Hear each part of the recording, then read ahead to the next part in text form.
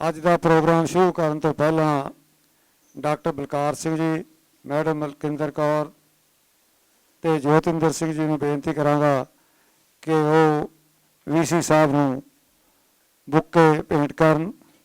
Doctor Balkar Singh ji, ਬਹੁਤ ਬਹੁਤ ਧੰਨਵਾਦ ਜੀ। ਜਿਸ ਤਰ੍ਹਾਂ ਤੁਹਾਨੂੰ ਸਾਰਿਆਂ ਨੂੰ ਪਤਾ ਹੀ ਹੈ ਕਿ ਅੱਜ ਆਪਾਂ ਰਾਮਗੜੀਆ ਵਿਰਾਸਤ ਜਿਹੜੀ ਕਾਫੀ ਟੇਬਲ ਬੁੱਕ ਹੈ ਉਸ ਨੂੰ ਲੋਕ ਅਰਪਣ ਕਰਨ ਲਈ ਇਕੱਤਰ ਹੋਏ ਹਾਂ। ਪੰਜਾਬ ਦੇ ਇਤਿਹਾਸ ਵਿੱਚ, ਜੇ ਮੈਂ ਕਹਾਂ ਭਾਰਤ ਦੇ ਇਤਿਹਾਸ ਵਿੱਚ ਵੀ ਪੰਜਾਬੀਆਂ ਦਾ, ਖਾਸ ਤੌਰ 'ਤੇ ਸਾਡੀਆਂ ਜਿਹੜੀਆਂ ਸਿੱਖ ਮਿਸਲਾਂ ਹੋਈਆਂ ਨੇ ਉਹਨਾਂ ਦਾ ਬਹੁਤ ਵੱਡਾ ਯੋਗਦਾਨ ਹੈ। ਬਾਬਾ ਜੱਸਾ ਸਿੰਘ ਰਾਮਗੜੀਆ ਦੇ ਯੋਗਦਾਨ ਨੂੰ ਵੀ ਭੁਲਾਇਆ ਨਹੀਂ ਜਾ ਸਕਦਾ। ਮੈਂ ਸਭ ਤੋਂ ਪਹਿਲਾਂ ਵੀਸੀ ਸਾਹਿਬ ਦਾ, ਡਾਕਟਰ ਅਰਵਿੰਦ ਜੀ ਦਾ, ਡਾਕਟਰ ਬਲਕਾਰ ਸਿੰਘ ਜੀ ਦਾ, ਸਾਹ ਜੋਤਿੰਦਰ ਸਿੰਘ ਤੇ ਬਾਕੀ ਫੈਕਲਟੀ ਦੇ ਮੈਂਬਰ ਸਾਹਿਬਾਨ, ਸਟੂਡੈਂਟ ਸਾਹਿਬਾਨ, ਹੋਰ ਬਹੁਤ ਸਾਰੇ ਵਿਦਿਆਰਥੀ ਜੋ ਬੈਠੇ ਨੇ, ਉਹਨਾਂ ਨੂੰ ਸਾਰਿਆਂ ਨੂੰ ਹਾਰਦਿਕ ਜੀ ਆਇਆਂ ਕਰਦਾ ਹਾਂ। ਖਾਸ ਤੌਰ 'ਤੇ ਵੀਸੀ ਸਾਹਿਬ ਦਾ, ਜਿਨ੍ਹਾਂ ਨੇ ਆਪਣੇ ਇੰਨੇ ਰੁਝੇਵਿਆਂ ਦੇ ਵਿੱਚੋਂ ਇਹ ਸਮਾਂ ਕੱਢ ਕੇ ਸਾਨੂੰ ਹਰਦਰਸ਼ਨ ਮੈਮੋਰੀਅਲ ਇੰਟਰਨੈਸ਼ਨਲ ਟਰੱਸਟ ਕੈਨੇਡਾ ਨੂੰ ਇਹ ਮਾਣ ਬਖਸ਼ਿਆ। ਵੈਸੇ ਜੈ ਤੇਗ ਸਿੰਘ ਅਨੰਤ ਅਕੈਡਮੀਸ਼ੀਅਨ ਤਾਂ ਨਹੀਂ ਹਨ, ਪਰ ਜੇ ਮੈਂ ਇਹ ਕਹਿ ਲਵਾਂ ਕਿ ਉਹਨਾਂ ਦਾ ਕੰਮ ਅਕੈਡਮੀਸ਼ੀਅਨ ਦੇ ਨੇੜੇ ਤੇੜੇ ਜ਼ਰੂਰ ਪਹੁੰਚਦਾ, ਉਹਨਾਂ ਦਾ ਬਹੁਤ ਵੱਡਾ ਕੰਮ ਹੈ। ਹਾਲਾਂਕਿ ਉਹ ਡਾਇਲਿਸਿਸ ਨੇ ਪਿਛਲੇ 2 ਸਾਲਾਂ ਤੋਂ 2 ਕਿਤਾਬਾਂ ਅਜੇ ਵੀ ਉਹਨਾਂ ਦੀਆਂ ਚੰਡੀਗੜ੍ਹ ਛਪ ਰਹੀਆਂ ਨੇ। 1.5 ਦਰਜਨ ਪੁਸਤਕਾਂ ਉਹਨਾਂ ਨੇ ਪ੍ਰਕਾਸ਼ਿਤ ਕੀਤੀਆਂ ਨੇ, ਪਰ ਉਹ ਪੁਸਤਕਾਂ ਆਮ ਪੁਸਤਕਾਂ ਨਹੀਂ, ਉਹ ਬਹੁਤ ਹੀ ਨਿਵੇਕਲੀਆਂ ਪੁਸਤਕਾਂ ਨੇ। ਜਿਸ ਤਰ੍ਹਾਂ ਗਦਰੀ ਯੋਧੇ, ਗਦਰੀ ਲਹਿਰ ਦੀ ਕਹਾਣੀ, ਭਾਈ ਸਾਹਿਬ ਭਾਈ ਰਣਧੀਰ ਸਿੰਘ, ਇਸ ਤਰ੍ਹਾਂ ਬਹੁਤ ਉਹਨਾਂ ਦਾ ਵੱਡਾ ਕੰਮ ਹੈ। ਤੇ ਹਰ ਸਾਲ ਉਹ ਹੁਣ 2 ਸਾਲ ਤੋਂ ਨਹੀਂ ਆਏ, ਇਹ 3 ਯੂਨੀਵਰਸਿਟੀਆਂ ਦੇ ਵਿੱਚ ਜਿੰਨੇ ਵੀ ਇਤਿਹਾਸ ਦੇ ਪ੍ਰੋਗਰਾਮ ਹੁੰਦੇ ਨੇ ਉਹਨਾਂ ਦੇ ਵਿੱਚ ਸ਼ਾਮਿਲ ਹੁੰਦੇ ਰਹਿੰਦੇ ਨੇ। ਤੇ ਅਸੀਂ ਉਹਨਾਂ ਦਾ ਵੀ ਬਹੁਤ ਧੰਨਵਾਦ ਕਰਦੇ ਹਾਂ, ਕਿਉਂਕਿ ਉਹਨਾਂ ਨੇ ਸਾਨੂੰ ਇੰਡੀਆ ਚੈਪਟਰ ਹੈ ਜਿਹੜਾ ਹਰਦਰਸ਼ਨ ਮੈਮੋਰੀਅਲ ਟਰੱਸਟ ਦਾ, ਉਹਨਾਂ ਨੂੰ, ਕਿਉਂਕਿ ਆਪ ਬਿਮਾਰ ਨੇ, ਉਹ ਆ ਨਹੀਂ ਸਕਦੇ, ਤੇ ਇਹਦਾ ਲੋਕ ਅਰਪਣ ਕਰਨ ਲਈ, ਬੇਨਤੀ ਕਰਨ ਲਈ ਕਿਹਾ ਸੀ। ਹੁਣ ਮੈਂ ਸਭ ਤੋਂ ਪਹਿਲਾਂ ਬੇਨਤੀ ਕਰਾਂਗਾ ਡਾਕਟਰ ਬਲਕਾਰ ਸਿੰਘ ਜੀ, ਜੋ ਚੇਅਰਮੈਨ ਵਰਲਡ ਪੰਜਾਬੀ ਸੈਂਟਰ ਹਨ, ਕਿ ਉਹ ਕੀ ਨੋਟ ਐਡਰੈਸ ਹੈ ਜਿਹੜਾ ਇਸ ਪੁਸਤਕ ਬਾਰੇ ਉਹ ਤੁਹਾਡੇ ਸਾਹਮਣੇ ਰੱਖਣਗੇ। ਡਾਕਟਰ ਬਲਕਾਰ ਸਿੰਘ ਜੀ। ਵਾਸ਼ਿੰਗਟਨ ਸਾਹਿਬ ਤੇ ਮੇਰੇ ਅਕਾਦਮਿਕ ਦੋਸਤੋ, ਵਾਹਿਗੁਰੂ ਜੀ ਕਾ ਖਾਲਸਾ, ਵਾਹਿਗੁਰੂ ਜੀ ਕੀ ਫਤਿਹ। ਵਾਸ਼ਿੰਗਟਨ ਸਾਹਿਬ, ਅਸੀਂ ਸਾਡੀ ਜਿਹੜੀ ਪੁਰਾਣੀ ਪੀੜ੍ਹੀ ਹੈ, ਰਿਟਾਇਰਡ ਪੀੜ੍ਹੀ ਹੈ, ਉਹਦੇ 'ਤੇ ਬਹੁਤ ਸਾਰੇ ਬੰਦੇ ਇੱਥੇ ਬੈਠੇ ਨੇ, ਪਰ ਘੱਟ ਨੇ, ਮੇਰੇ ਹਿਸਾਬ ਨਾਲ ਘੱਟ ਨੇ।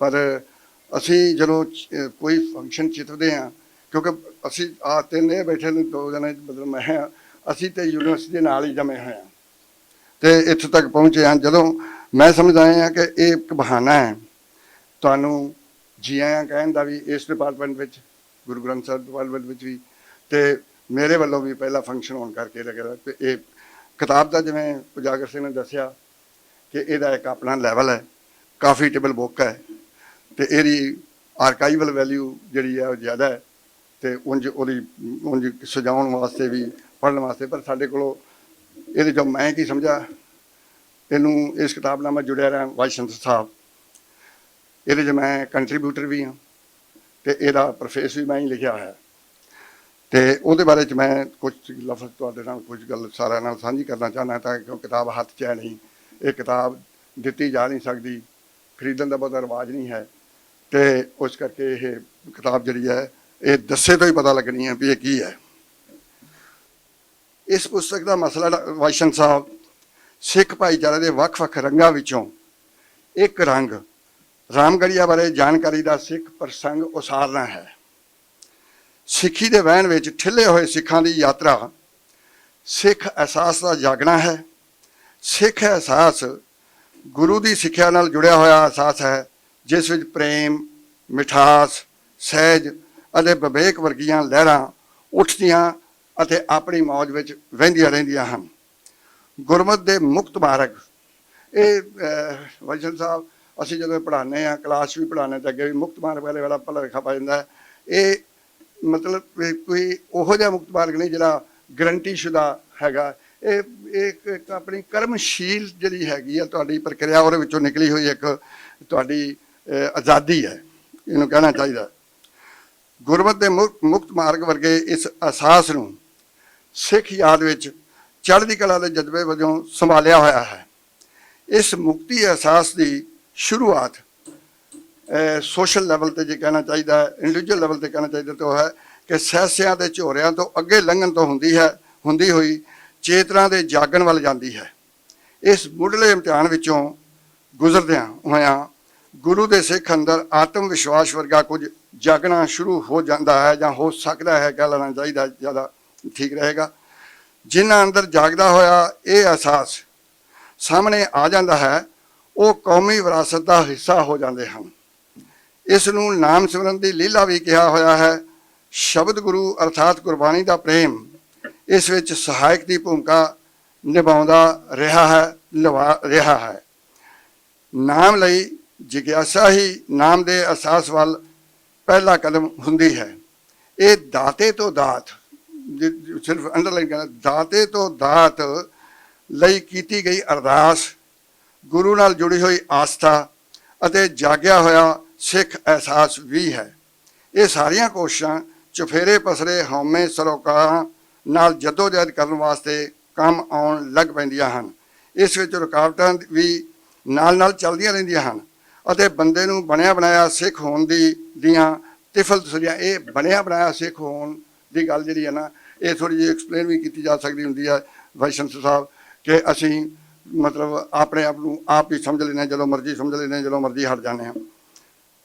ਇਹ ਮੈਂ ਸਮਝਦਾ ਕਿ ਬਣਿਆ ਬਣਾਇਆ ਸਿੱਖ ਹੋਣ ਦੀਆਂ ਤਿਫਲ ਤਸੱਲੀਆਂ ਵਿੱਚ ਉਲਝਾਉਂਦੀਆਂ ਵੀ ਰਹਿੰਦੀਆਂ ਹਨ। ਇਸ ਨਾਲ ਗੁਰੂ ਦੀ ਦਾਤ ਵੱਲ ਵੱਧਦੇ ਕਦਮ ਰੁਕ ਕੇ ਵਧਣ ਲੱਗਦੇ ਹਨ। ਕਿਸੇ ਵੀ ਸਥਿਤੀ ਵਿੱਚ ਬੰਦੇ ਦੇ ਕੁਦਰਤੀ ਅਹਿਸਾਸ ਦਾ ਵੰਗਾਰਿਆ ਜਾਣਾ ਕੋਈ ਅਲੋਕਾਰ ਵਰਤਾਰਾ ਨਹੀਂ ਹੁੰਦਾ। ਨਿਰਲੇਪ ਅਤੇ ਲੇਪ ਵਿੱਚ ਇਹ ਕੁਦਰਤੀ ਜਦੋਜਹਿਦ ਬੰਦੇ ਦੀ ਆਮ ਹੋਣੀ ਹੁੰਦਾ ਰਹਿੰਦਾ ਹੈ। ਇਸ ਵਿੱਚ ਫਸਣ ਅਤੇ ਇਸ ਵਿੱਚੋਂ ਨਿਕਲਣ ਨੂੰ ਸੰਤਾਂ ਅਤੇ ਸੰਸਾਰੀਆਂ ਵਰਗੀਆਂ ਕੋਟੀਆਂ ਵਿੱਚ ਨਹੀਂ ਵੰਡਿਆ ਜਾ ਸਕਦਾ, ਕਿਉਂਕਿ ਗੁਰਬਾਣੀ ਦਾ ਇਹ ਮਤਲਬ ਭਗਤਾਂ ਅਤੇ ਸੰਸਾਰੀਆਂ ਦਾ ਜੋੜ ਜਿਹੜਾ ਨਹੀਂ ਹੁੰਦਾ, ਉਸ ਤਰ੍ਹਾਂ ਦੀ ਕੋਈ ਵੰਡ ਨਹੀਂ ਹੈ। ਇਹ ਸਿੱਖੀ ਵਿੱਚ ਇਹਦੀ ਆਗਿਆ ਵੀ ਨਹੀਂ ਹੈ, ਕਿਉਂਕਿ ਸਿੱਖ ਹੋਣੀ ਵਿੱਚ ਭਗਤ ਅਤੇ ਸੰਸਾਰੀ ਦੋਵੇਂ ਸ਼ਾਮਲ ਰਹਿੰਦੇ ਹਨ। ਸਿੱਖ ਦੇ ਹੋਣ ਵਿੱਚ ਉਹਦੀ ਜਿਹੜੀ ਬੀਇੰਗ ਹੈ, ਉਹਦੇ ਵਿੱਚ ਅਣਹੋਣੀਆਂ ਦੇ ਦਖਲ ਨਾਲ ਨਿਭਣਾ ਵੀ ਸਿੱਖੀ ਵਿੱਚ ਸ਼ਾਮਲ ਹੈ। ਠੀਕ ਅਤੇ ਗਲਤ ਦੇ ਖਲਜਗਣ ਵਿੱਚੋਂ ਨਿਕਲ ਕੇ ਹੀ ਸਿੱਖੀ ਦੇ ਮਾਰਗ ਤੇ ਤੁਰਿਆ ਜਾ ਸਕਦਾ ਹੈ। ਹੁਣ ਇਹ ਪਿਛੋਕੜ ਮੈਂ ਵਾਈਸ਼ਨ ਸਾਹਿਬ ਇਸ ਕਰਕੇ ਦੇ ਰਿਹਾ ਵੀ ਇਹ ਕਿਤਾਬ ਜਿਹੜੀ ਹੈ, ਕਿਉਂਕਿ ਇੱਕ ਰਾਮਗੜੀਆ ਵਿਰਾਸਤ ਨਾਂ ਹੇਠ ਹੈ, ਇਸ ਕਰਕੇ ਇਹਦਾ ਪਿਛੋਕੜ ਇਹ ਹੈ। ਜਦੋਂ ਇਸ ਕਿਤਾਬ ਨੂੰ ਚਿਤਵਿਆ ਜਾ ਰਿਹਾ ਸੀ, ਉਦੋਂ ਇਸ ਪਿਛੋਕੜ ਨੂੰ ਧਿਆਨ 'ਚ ਰੱਖ ਕੇ ਇਹਦੀ ਪਲੈਨਿੰਗ ਕੀਤੀ ਜਾ ਰਹੀ ਸੀ, ਉਦੋਂ ਮੈਂ ਇਹਦੇ ਨਾਲ ਸਿੱਧੇ ਤੌਰ 'ਤੇ ਜੁੜਿਆ ਹੋਇਆ ਸੀ। ਇਹ ਹਵਾਲਾ ਇਹ ਦੱਸਣ ਲਈ ਦਿੱਤਾ ਹੈ ਕਿ ਪੁਸਤਕ ਦੇ ਚਿਤਵਨ ਤੋਂ ਪ੍ਰਗਟਾਵੇ ਤੱਕ ਦੀ ਦਾਸਤਾਨ ਇਸ ਅਹਿਸਾਸ ਨਾਲ ਜੁੜੀ ਰਹੀ ਹੈ।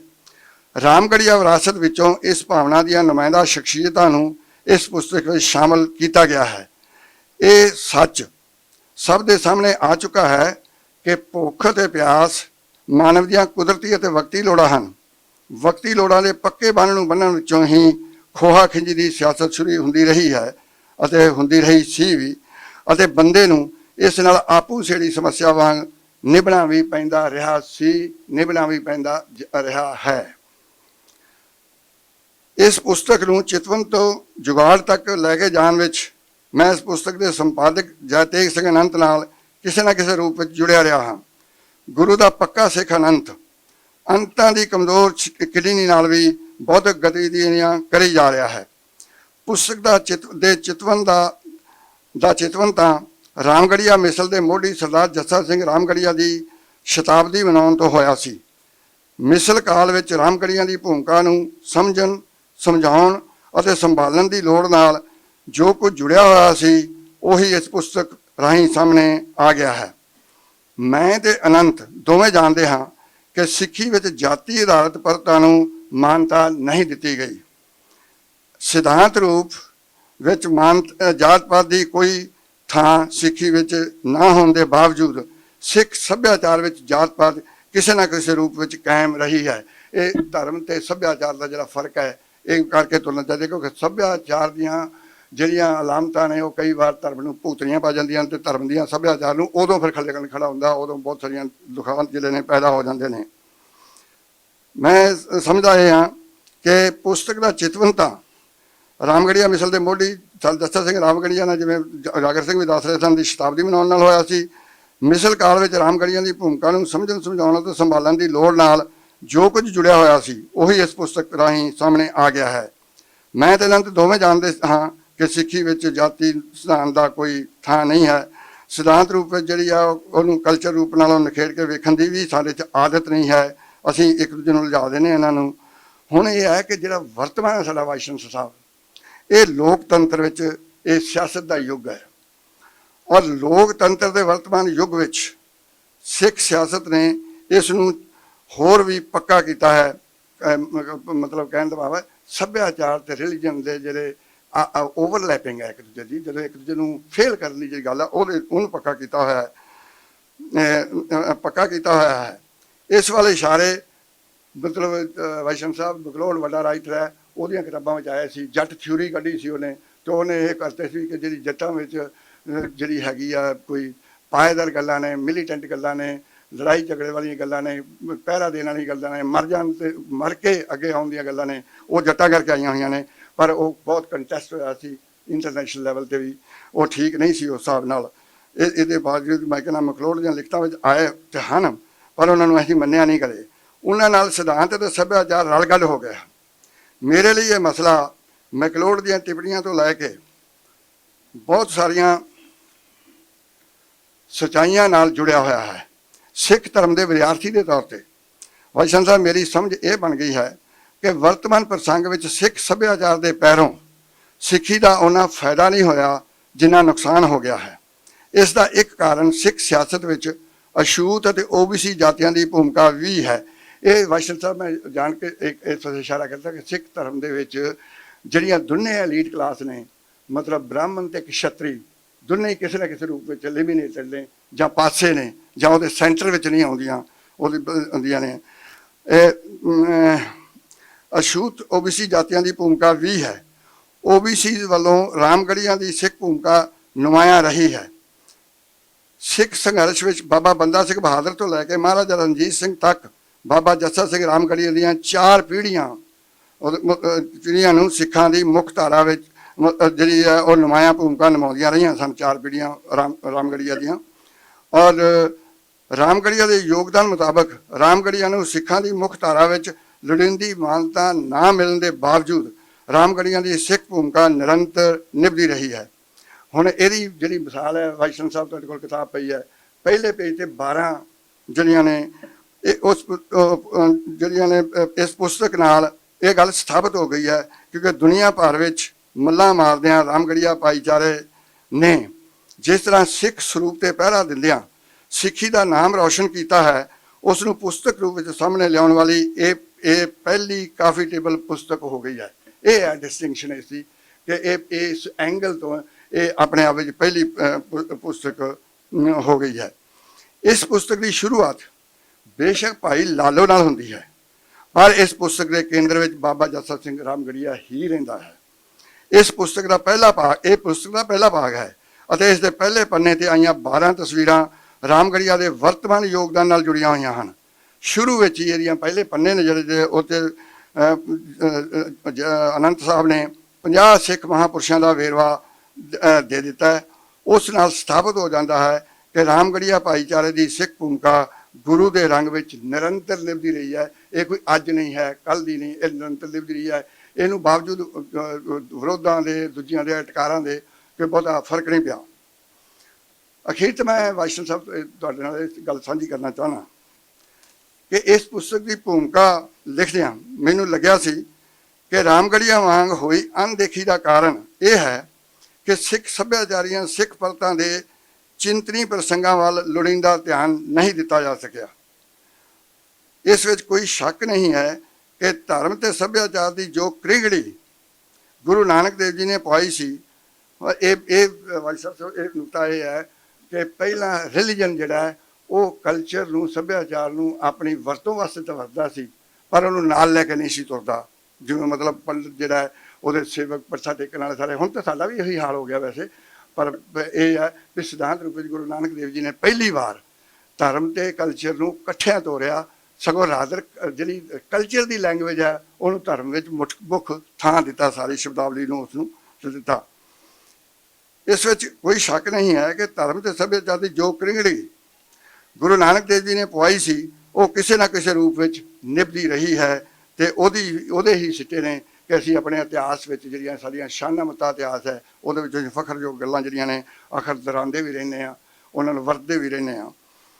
ਇਹਨਾਂ ਵਿਚਕਾਰ ਲਕੀਰ ਖਿੱਚਣ ਦੀ ਕੋਸ਼ਿਸ਼ ਕਰਾਂਗੇ ਤਾਂ ਨੁਕਸਾਨ ਸਿੱਖੀ ਦਾ ਹੀ ਵੱਧ ਹੋਵੇਗਾ। ਕਲਚਰ ਤੇ ਧਰਮ ਵਿੱਚ ਨਹੀਂ ਕਰਨਾ ਚਾਹੀਦਾ ਲਕੀਰ, ਕਿਉਂਕਿ ਉਹ ਅੱਗੇ ਇੱਕ ਅਲੱਗ ਵਿਸ਼ਾ ਹੈ ਕਿ ਸਪਿਰਿਚੁਅਲ ਜਦੋਂ ਐਂਟਰ ਕਰਦਾ ਹੈ ਉਹ ਕਲਚਰ ਨਾਲ ਕਿਵੇਂ ਵਰਤਦਾ ਹੈ ਤੇ ਮਤਲਬ ਰਿਲੀਜਨ ਨਾਲ ਕਿਵੇਂ ਵਰਤਦਾ ਹੈ, ਉਹ ਅਲੱਗ ਵਿਸ਼ਾ ਹੈ। ਇਸ ਕਰਕੇ ਇਹਦੇ ਵਿੱਚ ਲਕੀਰ ਖਿੱਚੇ ਜਾਣ ਦੀ ਜ਼ਰੂਰਤ ਨਹੀਂ ਹੈ। ਇਸ ਕਰਕੇ ਮੈਂ ਇਹ ਗੱਲ ਜਿਹੜੀ ਇਸ ਗੱਲ ਨਾਲ ਮੁਕਾਉਣਾ ਚਾਹੁੰਦਾ ਆਪਣੀ ਕਿ ਪ੍ਰੋਫੈਸਰ ਪੂਰਨ ਸਿੰਘ ਨੇ ਸਿੱਖ ਭਾਈਚਾਰੇ ਨੂੰ ਜਾਤਾਂ ਗੋਤਾਂ ਦੀ ਸਤਰੰਗੀ ਪੀਂਘ ਕਿਹਾ ਹੋਇਆ ਹੈ। ਇਸ ਸਤਰੰਗੀ ਪੀਂਘ ਲਫ਼ਜ਼ ਜਿਹੜਾ ਪ੍ਰੋਫੈਸਰ ਪੂਰਨ ਸਿੰਘ ਨੇ ਵਰਤਿਆ ਹੈ, ਇਹਦੇ ਨਾਲ ਉਹ ਸਿਧਾਂਤ ਤੇ ਸਾਡਾ ਪ੍ਰੈਕਟਿਸ ਜਿਹੜੀ ਹੈ ਉਹਦੀਆਂ ਬਹੁਤ ਸਾਰੀਆਂ ਗੱਲਾਂ ਸਾਹਮਣੇ ਆ ਜਾਂਦੀਆਂ ਨੇ। ਇਸ ਪੁਸਤਕ ਨੂੰ ਇਸੇ ਪਾਸੇ ਯਤਨ ਸਮਝਣਾ ਚਾਹੀਦਾ ਹੈ, ਤੇ ਇਹਦੀ ਅੱਜ ਜਿਹੜੀ ਹੈਗੀ ਹੈ ਕੁੰਡ ਚੁਕਾਈ ਜਿਹਨੂੰ ਕਹਿੰਦੇ ਨੇ ਪੰਜਾਬੀ ਵਾਲੇ ਸ਼ੁਰੂ ਕੀਤਾ ਸੀ ਲਫ਼ਜ਼, ਜਾਂ ਲੋਕ ਅਰਪਣ ਜਿਹੜਾ ਹੈ ਉਹ ਤੁਹਾਡੇ ਹੱਥੋਂ ਹੋ ਰਿਹਾ ਹੈ, ਤੇ ਇਹਦਾ ਵਾਸਤੇ ਮੈਂ ਤੁਹਾਡਾ ਧੰਨਵਾਦੀ ਹਾਂ ਕਿ ਤੁਸੀਂ ਸਾਡੇ ਵਿਚਕਾਰ ਹੋ, ਤੇ ਅਸੀਂ ਇਸ ਪੁਸਤਕ ਨੂੰ ਇੱਕ ਠੀਕ ਰੰਗ ਵਿੱਚ ਸਾਹਮਣੇ ਲਿਆਉਣ ਦੀ ਕੋਸ਼ਿਸ਼ ਕਰ ਰਹੇ ਹਾਂ। ਵਾਹਿਗੁਰੂ ਜੀ ਕਾ ਖਾਲਸਾ, ਵਾਹਿਗੁਰੂ ਜੀ ਕੀ ਫਤਿਹ। ਧੰਨਵਾਦ ਡਾਕਟਰ ਬਲਕਾਰ ਸਿੰਘ ਜੀ। ਜਿਸ ਤਰ੍ਹਾਂ ਮੈਂ ਤੁਹਾਨੂੰ ਪਹਿਲਾਂ ਵੀ ਦੱਸਿਆ ਹੈ ਕਿ ਇਹ ਜਿਹੜੀ ਪੁਸਤਕ ਹੈ ਇਹ ਤਿਆਰ ਤਾਂ ਸਰਦਾਰ ਜੈ ਤੇਗ ਸਿੰਘ ਅਨੰਤ ਨੇ ਕੀਤੀ ਹੈ, ਪਰ ਇਸ ਦੇ ਵਿੱਚ ਜਿਹੜਾ ਸਹਿਯੋਗ ਸਾਨੂੰ ਮਿਲਿਆ ਉਹ ਕੈਨੇਡੀਅਨ ਰਾਮਗੜੀਆ ਸੁਸਾਇਟੀ ਸਰੀ ਹੈ ਜਿਹੜੀ, ਉਹਨਾਂ ਵੱਲੋਂ ਹੋਇਆ। ਉਹਨਾਂ ਦੇ ਪ੍ਰਧਾਨ ਸਰ ਸੁਰਿੰਦਰ ਸਿੰਘ ਜੱਬਲ ਨੇ ਇੱਕ ਚਿੱਠੀ ਭੇਜੀ ਹੈ, ਮੈਂ ਇਹਦਾ ਨਟਸ਼ੈਲ ਇਹਦਾ ਦੱਸ ਦਿੰਦਾ ਹਾਂ। ਉਹਨਾਂ ਨੇ ਇਹ ਕਿਹਾ ਵੀ ਜਿਹੜੇ ਵਿਦਵਾਨ ਅਤੇ ਵਿਦਿਆਰਥੀ ਰਾਮਗੜੀਆ ਵਿਰਾਸਤ ਤੇ PhD ਕਰਨਗੇ, ਜਿਹੜੇ ਵੀ ਵਿਦਿਆਰਥੀ, ਉਹਨਾਂ ਨੂੰ 1 ਲੱਖ ਰੁਪਏ ਦਾ ਅਵਾਰਡ ਦਿੱਤਾ ਜਾਵੇਗਾ। ਜਿਹੜੇ ਉਹਨਾਂ ਦੇ ਗਾਈਡ ਹੋਣਗੇ ਉਹਨਾਂ ਨੂੰ 25,000 ਰੁਪਏ ਦਿੱਤੇ ਜਾਣਗੇ। ਇਹ ਰਾਮਗੜੀਆ ਸੁਸਾਇਟੀ ਨੇ, ਕੈਨੇਡਾ ਨੇ, ਇਹ ਉਹਨਾਂ ਨੇ ਕਿਹਾ ਸੀ ਮੈਨੂੰ ਐਲਾਨ ਕਰਨ ਨੂੰ। ਜਿਸ ਤਰ੍ਹਾਂ ਡਾਕਟਰ ਬਲਕਾਰ ਸਿੰਘ ਨੇ ਦੱਸਿਆ, ਇਹ ਜਿਹੜੀ ਪੁਸਤਕ ਹੈ VC ਸਾਹਿਬ ਨੇ ਦੇਖ ਵੀ ਲਈ। ਇਹ ਪੁਸਤਕ ਦੇ ਵਿੱਚ 400 ਚਿੱਤਰ ਰੰਗਦਾਰ ਤਸਵੀਰਾਂ ਨੇ ਉਹਨਾਂ ਵਿਅਕਤੀਆਂ ਦੀਆਂ ਨੇ ਜਿਨ੍ਹਾਂ ਬਾਰੇ ਬਹੁਤ ਸਾਰੇ ਲੋਕਾਂ ਨੂੰ ਪਤਾ ਹੀ ਨਹੀਂ ਕਿ ਉਹਨਾਂ ਦਾ ਭਾਰਤ ਦੇ ਵਿਕਾਸ ਵਿੱਚ ਕਿੱਡਾ ਵੱਡਾ ਯੋਗਦਾਨ ਹੈ। ਆਰਕੀਟੈਕਟ, ਇੰਡਸਟਰੀਅਲਿਸਟ, ਹੋਰ ਹਰ ਫੀਲਡ ਦੇ ਜਿਹੜੇ ਉਹਨਾਂ ਵਿਅਕਤੀਆਂ, ਕੱਲੀਆਂ ਫੋਟੋਆਂ ਨਹੀਂ, ਉਹਨਾਂ ਦਾ ਨਾਲ ਜੀਵਨ ਸਾਰਾ ਦਿੱਤਾ ਗਿਆ। 1000 ਵਿਅਕਤੀਆਂ ਦਾ ਜੀਵਨ ਦਿੱਤਾ। ਮੈਂ ਵਿਦਿਆਰਥੀਆਂ ਨੂੰ ਤੇ ਫੈਕਲਟੀ ਦੇ ਮੈਂਬਰ ਸਾਹਿਬਾਨ ਨੂੰ ਬੇਨਤੀ ਕਰਾਂਗਾ ਕਿ ਸਾਡੀ ਜਿਹੜੀ ਇਹ ਵਿਰਾਸਤ ਹੈ, ਜਿਹੜੀ ਕਿ ਛੁਪੀ ਪਈ ਹੈ, ਅਗਰ ਉਸ 'ਤੇ PhD ਕਰਾਉਣ ਤੇ ਬੱਚਿਆਂ ਨੂੰ, ਤਾਂ ਹੋਰ ਜਿਹੜੇ ਆਉਣ ਵਾਲੀ ਜਨਰੇਸ਼ਨ ਹੈ ਉਹਦੀ ਰਾਮਗੜੀਆ ਦੀ ਜਿਹੜਾ ਯੋਗਦਾਨ ਹੈ ਉਹਦੇ ਬਾਰੇ ਅੱਗੇ ਲਿਆਂਦਾ ਜਾ ਸਕੇ। ਹੁਣ ਮੈਂ ਬੇਨਤੀ ਕਰਾਂਗਾ ਸਰਦਾਰ ਜੋਤਿੰਦਰ ਸਿੰਘ, ਇਹ ਸਾਡੇ ਹਰਿਦਰਸ਼ਨ ਮੈਮੋਰੀਅਲ ਇੰਟਰਨੈਸ਼ਨਲ ਟਰਸਟ ਦੇ ਸਾਡੇ ਪ੍ਰਤੀਨਿਧ ਨੇ, ਤੇ ਇਹਨਾਂ ਨੂੰ ਬੇਨਤੀ ਕਰਾਂਗਾ ਕਿ ਇਹ ਪੁਸਤਕ VC ਸਾਹਿਬ ਤੋਂ ਇਹਦਾ ਲੋਕਾਰਪਣ ਕਰਵਾਉਣ। ਡਾਕਟਰ ਬਲਕਾਰ ਸਿੰਘ ਜੀ ਉਹਨਾਂ ਦੇ ਨਾਲ। ਹੁਣ ਮੈਂ ਬੇਨਤੀ ਕਰਾਂਗਾ ਡਾਕਟਰ ਬਲਕਾਰ ਸਿੰਘ ਨੂੰ ਕਿ ਉਹ VC ਸਾਹਿਬ ਦਾ ਸਨਮਾਨ ਕਰਨ।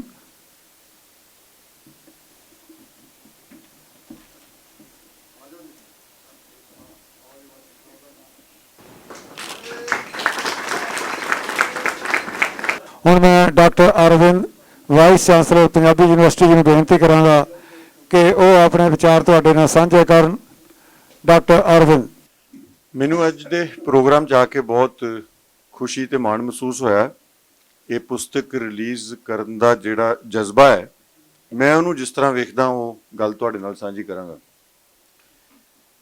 ਗੱਲ ਇਹ ਹੈ ਕਿ ਅਸੀਂ ਸਾਰਿਆਂ ਨੂੰ ਸਿੱਖ ਬਣਾ ਕੇ ਕਾਗਜ਼ਾਂ 'ਤੇ ਜਾਤ-ਪਾਤ ਕਰ ਦਿੱਤੀ ਖਤਮ, ਪਰ ਉਹ ਹੋਈ ਨਹੀਂ। ਹੋਈ ਵੀ ਤੇ ਨਹੀਂ ਵੀ ਹੋਈ, ਇਹ ਵੀ ਨਹੀਂ ਵੀ ਨਹੀਂ ਹੋਈ, ਪਰ ਉਹ ਫਿਰ ਵੀ ਰਹਿ ਗਈ। ਕਿਉਂਕਿ ਜਿਸ ਤਰ੍ਹਾਂ ਪ੍ਰੋਫੈਸਰ ਬਲਕਾਰ ਸਿੰਘ ਜੀ ਨੇ ਦੱਸਿਆ ਕਿ ਜਿਹੜੀਆਂ ਪਿਛਲੀਆਂ ਪਿਰਤਾਂ ਪਈਆਂ ਹੁੰਦੀਆਂ ਨੇ, ਜਿਹੜੀਆਂ ਸੱਭਿਆਚਾਰਕ ਗੱਲਾਂ ਹੁੰਦੀਆਂ ਨੇ, ਉਹ ਇਸ ਤਰ੍ਹਾਂ ਨਹੀਂ ਕੀਤਾ ਜਾ ਸਕਦਾ ਵੀ ਮੈਂ ਕਹਿ ਦਿਆਂ ਖਤਮ ਹੋ ਗਈਆਂ ਤੇ ਉਹ ਖਤਮ ਹੋ ਜਾਣ। ਇਸ ਤਰ੍ਹਾਂ ਨਹੀਂ ਹੁੰਦਾ। ਔਰ ਸਿੱਖ ਇਤਿਹਾਸ ਇਸ ਗੱਲ ਦੀ ਗਵਾਹੀ ਹੈ ਕਿ ਭਾਵੇਂ 550 ਸਾਲ ਪਹਿਲਾਂ ਹੀ ਗੁਰੂ ਨਾਨਕ ਸਾਹਿਬ ਨੇ ਸਾਰਾ ਕੁਝ ਖਤਮ ਕਰ ਦਿੱਤਾ। ਵੈਸੇ ਵੇਖਿਆ ਜਾਵੇ ਤੇ ਉਹਨਾਂ ਨੇ ਤੇ ਮੁਸਲਮਾਨ ਹਿੰਦੂ ਸਿੱਖ ਦੀ ਵੀ ਜਿਹੜਾ ਫਰਕ ਆ ਉਹਦੇ ਨੂੰ ਵੀ ਨਹੀਂ ਮੰਨਿਆ, ਉਹਨੂੰ ਨਹੀਂ ਮੰਨਿਆ। ਉਹਨਾਂ ਸਾਰੇ ਮਨੁੱਖਾਂ ਦੇ ਬਰਾਬਰ ਹੋਣ ਦੀ ਗੱਲ ਕੀਤੀ ਹੈ। ਇਸ ਕਰਕੇ ਜਿਹੜਾ ਉਹਨਾਂ ਦਾ ਇਹ ਸੰਦੇਸ਼ ਹੈ, ਉਹਦਾ ਰੂਪ ਬਦਲਣਾ ਕਿਉਂ ਪੈ ਰਿਹਾ ਹੈ? ਕਿਉਂ ਸਾਨੂੰ ਇਹਨੂੰ ਰਾਮਗੜੀਆ ਸਮਾਜ ਉਹਨਾਂ ਨੂੰ ਵੱਖਰਾ ਉਹਨਾਂ ਦਾ ਵਿੱਚ ਭੂਮਿਕਾ ਦੱਸਣੀ ਪੈ ਰਹੀ ਹੈ? ਕਿਉਂਕਿ ਜੇ ਅਸੀਂ ਇਸ ਨੂੰ ਧਿਆਨ ਨਾਲ ਵਾਚੀਏ ਤਾਂ ਸਾਨੂੰ ਕਹਿਣਾ ਚਾਹੀਦਾ ਕਿ ਜਦੋਂ ਬੰਦਾ ਸਿੱਖ ਬਣ ਗਿਆ ਤਾਂ ਫਿਰ ਉਹ ਸਿੱਖ ਹੈ, ਫਿਰ ਉਹ ਜੱਟ, ਰਾਮਗੜੀਆ, ਢਿੱਲੋਂ, ਖੱਤਰੀ, ਬ੍ਰਾਹਮਣ ਕੁਝ ਨਹੀਂ ਹੈ। ਪਰ ਸੱਚਾਈ ਤੋਂ ਵੀ ਅਸੀਂ ਦੂਰ ਨਹੀਂ ਰਹਿ ਸਕਦੇ। ਸੱਚਾਈ ਹੈ ਕਿ ਉਹ ਹੈ ਤੇ ਹੌਲੀ ਹੌਲੀ ਜੁੜਦਾ ਹੈ। ਇਨਸਾਨ ਹੌਲੀ ਹੌਲੀ ਬਦਲਦਾ ਹੈ। 550 ਸਾਲ 'ਚ ਵੀ ਅਸੀਂ ਉੱਥੇ ਨਹੀਂ ਪਹੁੰਚ ਸਕੇ ਜਿੱਥੇ ਗੁਰੂ ਨਾਨਕ ਸਾਹਿਬ ਸਾਨੂੰ ਲਿਆਉਣਾ ਚਾਹੁੰਦੇ ਸਨ। ਇਸ ਕਰਕੇ ਮੈਨੂੰ ਲੱਗਦਾ ਕਿ ਇਹ ਪੁਸਤਕ ਵੀ ਇਸ ਗੱਲ ਦੀ ਦੋਵੇਂ ਪਾਸਿਆਂ ਤੋਂ ਗਵਾਹੀ ਹੈ। ਇੱਕ ਪਾਸੇ ਤੋਂ ਇਸ ਗੱਲ ਦੀ ਗਵਾਹੀ ਹੈ ਕਿ ਕਿਸ ਤਰ੍ਹਾਂ ਰਾਮਗੜੀਆ ਸਮਾਜ ਸਿੱਖ ਸਮਾਜ ਵਿੱਚ ਜੁੜਿਆ, ਕਿਸ ਤਰ੍ਹਾਂ ਗੁਰੂ ਸਾਹਿਬ ਨੇ ਉਹਨਾਂ ਨੂੰ ਅਪਣਾਇਆ ਤੇ ਕਿਸ ਤਰ੍ਹਾਂ ਉਹਨਾਂ ਨੇ ਉਹ 'ਚ ਆਪਣੀ ਭੂਮਿਕਾ ਨਿਭਾਈ। ਇਸ ਗੱਲ ਦੀ ਗਵਾਹੀ ਪੁਸਤਕ 'ਚੋਂ ਮਿਲਦੀ ਹੈ। ਪਰ ਇਸ ਗੱਲ ਦੀ ਵੀ ਗਵਾਹੀ ਹੈ ਵੀ ਅਸੀਂ ਸਾਰੇ ਸਿੱਖਾਂ ਨੂੰ ਇੱਕ ਨਹੀਂ ਕਰ ਸਕੇ। ਸੋ ਇਹ ਤੇ ਦੋਵੇਂ ਪਾਸੇ ਵੇਖਣ ਦੀ ਲੋੜ ਹੈ। ਤੇ ਕਿਹਾ ਜਾਂਦਾ ਹੈ ਕਿ ਅਗਲਾ ਕਦਮ ਕੀ ਹੋਣਾ ਚਾਹੀਦਾ? ਗੱਲ ਤੇ ਇਹ ਹੁੰਦੀ ਹੈ ਕਿ ਅਗਲਾ ਕਦਮ ਇਹ ਹੋਣਾ ਚਾਹੀਦਾ ਕਿ ਅਸੀਂ ਫਿਰ ਉਧਰ ਨੂੰ ਹੀ ਧਿਆਨ ਮਾਰੀਏ ਜੋ ਗੁਰੂ ਨਾਨਕ ਸਾਹਿਬ ਨੇ ਕਿਹਾ, ਤੇ ਮਨੁੱਖਾਂ ਵਿਚਲੇ ਫਰਕ ਨੂੰ ਮਿਟਾਉਣ ਦੀ ਕੋਸ਼ਿਸ਼ ਕਰੀਏ। ਗੱਲ ਇੰਨੀ ਹੈ, ਬਹੁਤੀ ਲੰਬੀ ਚੌੜੀ ਗੱਲ ਨਹੀਂ ਹੈ। ਮੈਂ ਤੇ ਕਹਾਂਗਾ ਕਿ ਇੱਕ ਇਹਦੇ 'ਚ ਹੋਰ ਨਰੇਟਿਵ ਹੈ, ਇੱਕ ਗੱਲ ਹੋਰ ਹੈ ਜਿਹੜੀ ਸਾਹਮਣੇ ਲਿਆਉਣ ਦੀ ਲੋੜ ਹੈ ਕਿ ਆਮ ਤੌਰ ਤੇ ਰਾਜ ਸੱਤਾ ਦੀਆਂ ਲੜਾਈਆਂ 'ਚ, ਰਾਜ ਸੱਤਾ ਦੀਆਂ ਗੱਲਾਂ 'ਚ, ਸਿਆਸਤ ਦੀਆਂ ਗੱਲਾਂ 'ਚ, ਭਾਵੇਂ ਉਹ ਹੁਣ ਹੋਣ ਤੇ ਭਾਵੇਂ ਉਹ ਚੰਦਰਗੁਪਤ ਮੌਰੀਆ ਦੇ ਵੇਲੇ ਹੋਣ ਤੇ ਭਾਵੇਂ ਉਹ ਮਹਾਰਾਜਾ ਰਣਜੀਤ ਸਿੰਘ ਦੇ ਵੇਲੇ ਹੋਣ ਜਾਂ ਅੰਗਰੇਜ਼ ਦੇ ਵੇਲੇ ਹੋਣ, ਜਿਹਦੇ ਕੋਲ ਸੰਪत्ति ਹੈ ਇਹ ਉਹਨਾਂ ਦੀ ਹੀ ਲੜਾਈ ਹੁੰਦੀ ਹੈ। ਰਾਮਗੜੀਆ ਕਮਿਊਨਿਟੀ ਜਿਹੜੀ ਸਾਰਾ ਸਮਾਜ ਹੈ, ਉਹਦੇ ਕੋਲ ਕੋਈ ਸੰਪत्ति ਨਹੀਂ ਸੀ। ਇਸ ਕਰਕੇ ਇਹ ਗੱਲ ਵੀ ਸਾਹਮਣੇ ਰੱਖਣ ਦੀ ਲੋੜ ਹੈ ਕਿ ਕੋਈ ਸਮਾਜ ਜਿਹੜਾ ਸਮਾਜ ਦੇ ਵਿੱਚ ਜਿਹਦੇ ਕੋਲ ਸੰਪत्ति, ਧਨ, ਜ਼ਮੀਨ ਨਹੀਂ ਹੈ, ਉਹ ਜਦੋਂ ਸਾਹਮਣੇ ਆਉਂਦਾ ਹੈ ਕਿਸੇ ਲਹਿਰ ਦੇ ਰਾਹੀਂ ਤੇ ਉਸ ਗੱਲ ਦੀ ਵੀ ਸ਼ਾਦੀ ਇਹ ਕਿਤਾਬ ਭਰਦੀ ਹੈ। ਉਹਨਾਂ ਵਿੱਚ ਜਿਹੜੀ ਜਾਨ ਸੀ ਉਸ ਕਮਿਊਨਿਟੀ ਦੀ, ਉਹਦੇ ਕਰਕੇ ਜਿਸ ਢੰਗ ਨਾਲ ਉਹਨਾਂ ਨੇ ਸਿੱਖ ਸਮਾਜ 'ਚ ਆਪਣਾ ਥਾਂ ਬਣਾਇਆ ਤੇ ਮੋਢੇ ਨਾਲ ਮੋਢਾ ਲੜਾ ਕੇ ਲੜੇ ਮਿਸਲਾਂ ਦੇ ਵਿੱਚ ਗੱਲ ਅੱਗੇ ਤੁਰਦੀ ਹੈ। ਪਰ ਜੇ ਵੇਖਿਆ ਜਾਵੇ ਤੇ ਪੰਜ ਪਿਆਰੇ ਵੀ ਸਾਰੇ ਪੰਜਾਬ ਦੇ ਨਹੀਂ ਸਨ। ਗੁਰੂ ਸਾਹਿਬ ਦਾ ਮੈਸੇਜ ਪੰਜਾਬ ਤੱਕ ਵੀ ਸੀਮਿਤ ਨਹੀਂ ਸੀ, ਦੁਨੀਆ ਸਾਰੀ ਤੱਕ ਜਾਣ ਦੀ ਗੱਲ ਸੀ। ਵੱਖਰੇ ਵੱਖਰੇ ਧਰਮਾਂ ਜਾਤਾਂ ਦੇ ਲੋਕ ਉਹਦੇ ਵਿੱਚ ਸਨ। ਕਿਉਂਕਿ ਗੱਲ ਇਹ ਚੱਲੀ ਹੈ ਤੇ ਮੈਂ ਇਹ ਵੀ ਕਹਿਣਾ ਚਾਹਾਂਗਾ ਕਿ ਹੋਰ ਵੀ ਲੋਕ ਸਨ, ਰੰਗਰੇਟੇ ਸਨ ਵਿੱਚ, ਉਹਨਾਂ ਨੂੰ ਉਹ ਸਥਾਨ ਨਹੀਂ ਮਿਲ ਸਕਿਆ ਜਿਹੜਾ ਉਹਨਾਂ ਨੂੰ ਮਿਲਣਾ ਚਾਹੀਦਾ ਸੀ ਸਿੱਖੀ ਦੇ ਵਿੱਚ ਵੀ। ਮਤਲਬ ਕਿ 550 ਸਾਲ ਪਹਿਲਾਂ ਗੁਰੂ ਨਾਨਕ ਸਾਹਿਬ ਜਿਹੜਾ ਮੈਸੇਜ ਦਿੰਦੇ ਹੈ, ਔਰ 10ਵੇਂ ਪਾਤਸ਼ਾਹ ਜਦੋਂ ਸਿੱਖ ਬਣਾਉਂਦੇ ਆ, ਅੰਮ੍ਰਿਤ ਸਾਹਿਬ ਨੂੰ ਸਿਖਾਉਂਦੇ ਆ, 1965 ਚ ਜਿਹੜਾ ਬਾਬੇ ਬੁੱਢਾ ਜੀ ਦਾ ਗੁਰਦੁਆਰਾ ਹੈ, ਜਿਹੜਾ ਬਾਬਾ ਬੁੱਢਾ ਸਾਹਿਬ, 1965 ਚ ਇੱਕ ਟੂਟੀ ਤੋਂ ਪਾਣੀ ਪੀਣ ਲੱਗਦੇ ਆ ਸਿੱਖ। ਮਜਬੀ ਸਿੰਘਾਂ ਦੀ ਟੂਟੀ 1965 ਤੱਕ ਵੱਖਰੀ ਸੀ। ਸੋ ਇਸ ਕਰਕੇ ਜੇ ਅਸੀਂ ਕਹੀਏ ਵੀ ਗੁਰੂ ਸਾਹਿਬ ਦੇ ਕਹਿਣ ਨਾਲ ਜਾਤ ਪਾਤ ਮਿਟ ਗਈ, ਨਹੀਂ ਮਿਟੀ, ਪਰ ਉਹਨਾਂ ਦੇ ਮੈਸੇਜ ਨੂੰ ਅੱਗੇ ਲਿਜਾ ਕੇ ਸਾਨੂੰ ਸਾਰੀਆਂ ਜਾਤਾਂ ਤੋਂ ਉੱਪਰ ਉੱਠਣ ਦੀ ਲੋੜ ਹੈ। ਮੈਂ ਤਾਂ ਕਹਿੰਦਾ ਵੀ ਧਰਮਾਂ ਤੋਂ ਵੀ ਗੁਰੂ ਨਾਨਕ ਸਾਹਿਬ ਦਾ ਮੈਸੇਜ ਧਰਮਾਂ ਤੋਂ ਵੀ ਉੱਪਰ ਉੱਠਣ ਦੀ ਲੋੜ ਦੀ ਗੱਲ ਹੈ। ਜੇ ਅਸੀਂ ਇੱਕ ਧਰਮ, ਇੱਕ ਗੱਲ, ਇੱਕ ਚੀਜ਼ ਨਾਲ ਜੁੜ ਜਾਂਦੇ ਆ, ਫਿਰ ਅਸੀਂ ਉਹ ਗੁਰੂ ਸਾਹਿਬ ਨਾਲ ਨਹੀਂ ਜੁੜ ਸਕਦੇ, ਕਿਉਂਕਿ ਉਹਨਾਂ ਨੇ ਤੇ ਸਾਰੇ ਮਨੁੱਖਾਂ ਦੀ ਬਰਾਬਰਤਾ ਦੀ ਗੱਲ ਕੀਤੀ। ਜੇ ਤੁਸੀਂ ਦੱਖਣ ਭਾਰਤ ਦੇ ਮੰਦਿਰਾਂ 'ਚ ਜਾਓ, ਕਿਸੇ ਗਿਰਜੇ 'ਚ ਵੈਸੇ ਨਹੀਂ ਕਰਦੇ, ਕਿਸੇ ਮਸਜਿਦ 'ਚ ਜਾਓ, ਮਸਜਿਦ 'ਚ ਔਰਤਾਂ ਨਹੀਂ ਜਾ ਸਕਦੀਆਂ, ਨਮਾਜ਼ ਨਹੀਂ ਪੜ੍ਹ ਸਕਦੀਆਂ। ਹਰਿਮੰਦਰ ਸਾਹਿਬ ਦੇ 4 ਦਰਵਾਜ਼ੇ ਰੱਖੇ ਗਏ ਵੀ ਕਿਸੇ ਬੰਦੇ ਨੂੰ ਇਹ ਦੱਸਣ ਦੀ ਲੋੜ ਨਹੀਂ ਕਿ ਮੈਂ ਮੁਸਲਮਾਨ ਹਾਂ, ਹਿੰਦੂ ਹਾਂ, ਸਿੱਖ ਹਾਂ, ਈਸਾਈ ਹਾਂ, ਮਜਬੀ ਸਿੰਘ ਹਾਂ, ਜੱਟ ਸਿੱਖ ਹਾਂ, ਕੌਣ ਹਾਂ, ਸਿੱਖ ਹਾਂ ਜਾਂ ਨਹੀਂ ਸਿੱਖ ਹਾਂ। ਤੇ ਇਸੇ ਢੰਗ ਨਾਲ ਹੀ ਜੇ ਸਾਡੇ ਕੋਲ ਹਜ਼ੂਰੀ ਰਾਗੀ ਭਾਈ ਮਰਦਾਨਾ ਜੀ ਦੇ ਪਰਿਵਾਰ ਚੋਂ 1947 ਤੱਕ ਤੇ ਗਾਉਂਦੇ ਰਹੇ ਤਾਬਿਆ ਬੈਠ ਕੇ ਸਾਹਮਣੇ ਨਾਲ, ਪਰ ਉਸ ਤੋਂ ਬਾਅਦ ਅਸੀਂ ਕਿਹਾ ਤੁਸੀਂ ਮੁਸਲਮਾਨ ਹੋ, ਤੁਸੀਂ ਕੀਰਤਨ ਨਹੀਂ ਕਰ ਸਕਦੇ। ਪਰ ਗੁਰੂ ਸਾਹਿਬ ਨੇ ਤੇ ਕਦੀ ਭਾਈ ਮਰਦਾਨਾ ਨੂੰ ਨਹੀਂ ਕਿਹਾ ਵੀ ਤੂੰ ਨਮਾਜ਼ ਨਾ ਪੜ੍ਹ ਤੇ ਜੇ ਤੂੰ ਮੇਰੇ ਨਾਲ ਤੁਰਨਾ ਹੈ ਦੁਨੀਆ ਦੇ ਵਿੱਚ। ਸੋ ਉਹਨਾਂ ਦਾ ਮੈਸੇਜ ਬਹੁਤ ਚੌੜਾ ਸੀ, ਜਾਤ ਪਾਤ ਤੋਂ ਬਹੁਤ ਉੱਪਰ ਸੀ। ਮੈਂ ਲੰਬੀ ਗੱਲ ਨਹੀਂ ਕਰਨੀ ਚਾਹੁੰਦਾ, ਪਰ ਇਸ ਕਿਤਾਬ ਨੂੰ ਮੈਂ ਇਸ ਗੱਲ ਨਾਲ ਜੋੜਨਾ ਚਾਹੁੰਦਾ ਕਿ ਰਾਮਗੜੀਆ ਸਮਾਜ ਨੇ ਕਿਸ ਤਰ੍ਹਾਂ ਸਿੱਖੀ ਨਾਲ ਜੁੜ ਕੇ ਆਪਣੇ ਆਪ ਨੂੰ ਹਿੱਸੇਦਾਰ ਬਣਾਇਆ ਉਹਨਾਂ ਗੱਲਾਂ ਦਾ ਜਿਨ੍ਹਾਂ 'ਚ ਰਾਮਗੜੀਆ ਸਮਾਜ ਪਹਿਲੋਂ ਸ਼ਾਮਿਲ ਨਹੀਂ ਸੀ, ਭਾਵੇਂ ਉਹ ਸੱਤਾ ਹੋਵੇ, ਭਾਵੇਂ ਉਹ ਲੜਾਈ ਹੋਵੇ, ਭਾਵੇਂ ਉਹ ਹੋਰ ਗੱਲਾਂ ਹੋਣ। ਔਰ ਇੱਥੋਂ ਸਿੱਖਿਆ ਲੈ ਕੇ ਹੋਰ ਦੱਬੀ ਕੁਚਲੀਆਂ ਜਿਹੜੀਆਂ ਜਾਤਾਂ ਨੇ ਜਾਂ ਜਿਹੜੀਆਂ ਪਿੱਛੇ ਅਸੀਂ ਕਹਿ ਦਿੰਦੇ ਜਿਹੜੇ ਸਮਾਜ ਨੇ, ਉਹਨਾਂ ਵਾਸਤੇ ਵੀ ਉਹੋ ਹੀ ਜਗ੍ਹਾ ਸਿੱਖ ਸਮਾਜ 'ਚ ਤੇ ਸਾਡੇ ਦੁਨੀਆ ਦੇ ਸਮਾਜ 'ਚ ਬਣਨੀ ਚਾਹੀਦੀ ਹੈ, ਜਿਹੜੀ ਬਾਕੀ ਮਨੁੱਖਾਂ ਲਈ। ਗੱਲ ਇੰਨੀ ਹੁੰਦੀ ਆ, ਜਾਂ ਫਰਕ ਹੁੰਦਾ ਤੇ ਜਾਂ ਨਹੀਂ ਹੁੰਦਾ, ਘੱਟ ਵੱਧ ਦੀ ਗੱਲ ਨਹੀਂ ਹੁੰਦੀ। ਸੋ ਇਹਦੇ ਨਾਲ ਹੀ ਮੈਂ ਬਹੁਤ ਧੰਨਵਾਦ ਕਰਦਾ ਕਿ ਮੈਨੂੰ ਇਸ ਪ੍ਰੋਗਰਾਮ 'ਚ ਆਉਣ ਦਾ ਮੌਕਾ ਮਿਲਿਆ, ਤੇ ਤੁਹਾਡਾ ਸਾਹਿਬ ਦਾ ਬਹੁਤ ਬਹੁਤ ਧੰਨਵਾਦ। ਇਹ ਕਿਤਾਬ ਸਾਹਮਣੇ ਆਏਗੀ ਤੇ ਅੱਗੇ ਗੱਲ ਹੋਰ ਇਸ ਪਾਸੇ ਨੂੰ ਵਧੇਗੀ। ਧੰਨਵਾਦ। ਜਿਸ ਤਰ੍ਹਾਂ ਡਾਕਟਰ ਬਲਕਾਰ ਸਿੰਘ ਨੇ ਕਿਹਾ ਵੀ ਇਹ ਸੈਸ਼ਨ ਉਸੇ ਤਰ੍ਹਾਂ ਚੱਲਦਾ ਰਹੇਗਾ। ਹੁਣ ਮੈਂ ਫਾਰਮਲੀ ਜਿਹੜਾ ਸਰਦਾਰ ਜੋਤਿੰਦਰ ਸਿੰਘ ਜੀ ਨੂੰ ਬੇਨਤੀ ਕਰਾਂਗਾ ਕਿ ਉਹ ਮੁੱਖ ਮਹਿਮਾਨ ਦਾ ਤੇ ਹੋਰ ਸਾਰੇ ਆਏ ਮਹਿਮਾਨਾਂ ਦਾ ਧੰਨਵਾਦ ਕਰਨ। ਸਰ ਜੋਤਿੰਦਰ ਸਿੰਘ, ਸਰ ਤਰਲੋਕ ਸਿੰਘ ਜਿਹੜੇ ਬਹੁਤ ਵੱਡੇ ਆਰਟਿਸਟ ਹੋਏ ਨੇ, ਉਹਨਾਂ ਦੇ ਲੜਕੇ ਨੇ। ਸਰ ਜੋਤਿੰਦਰ ਸਿੰਘ। ਸਾਰਿਆਂ ਨੂੰ ਪਿਆਰ ਭਰੀ ਸਤਿ ਸ੍ਰੀ ਅਕਾਲ। ਇਹ ਧੰਨਵਾਦ ਦਾ ਪ੍ਰਸਤਾਵ ਪੇਸ਼ ਕਰਨ ਲਈ ਮੇਰੀ ਜ਼ਿੰਮੇਵਾਰੀ 3 ਸੰਸਥਾਵਾਂ ਵੱਲੋਂ ਲੱਗੀ ਹੈ। ਹਰਦਰਸ਼ਨ ਮੈਮੋਰੀਅਲ ਟਰਸਟ, ਜਿਸ ਦੇ ਸਰਪ੍ਰਸਤ ਸਰਦਾਰ ਜੈਤੇਕ ਸਿੰਘ ਅਨੰਤ ਨੇ। ਦੂਸਰਾ ਰਾਮਗੜੀਆ ਸੁਸਾਇਟੀ ਕੈਨੇਡਾ, ਜਿਸ ਦੇ ਪ੍ਰਧਾਨ ਸੁਰਿੰਦਰ ਸਿੰਘ ਜੱਬਲ ਜੀ ਨੇ। ਤੇ ਤੀਸਰਾ ਵਰਲਡ ਪੰਜਾਬੀ ਸੈਂਟਰ, ਜਿਸ ਦੇ ਚੇਅਰਮੈਨ ਕਮ ਡਾਇਰੈਕਟਰ ਸਾਹਿਬ ਬਲਕਾਰ ਸਿੰਘ ਜੀ ਅੱਜ ਸਾਡੇ ਕੋਲ ਮੌਜੂਦ ਨੇ। ਮੇਰਾ ਨਾਮ ਜੋਤਿੰਦਰ ਸਿੰਘ ਹੈ। ਮੈਂ ਐਜ਼ ਇੰਜੀਨੀਅਰ ਇਨ ਚੀਫ ਰਿਟਾਇਰ ਹੋਇਆ ਪੰਜਾਬ ਸਟੇਟ ਇਲੈਕਟ੍ਰਿਸਿਟੀ ਬੋਰਡ ਤੋਂ।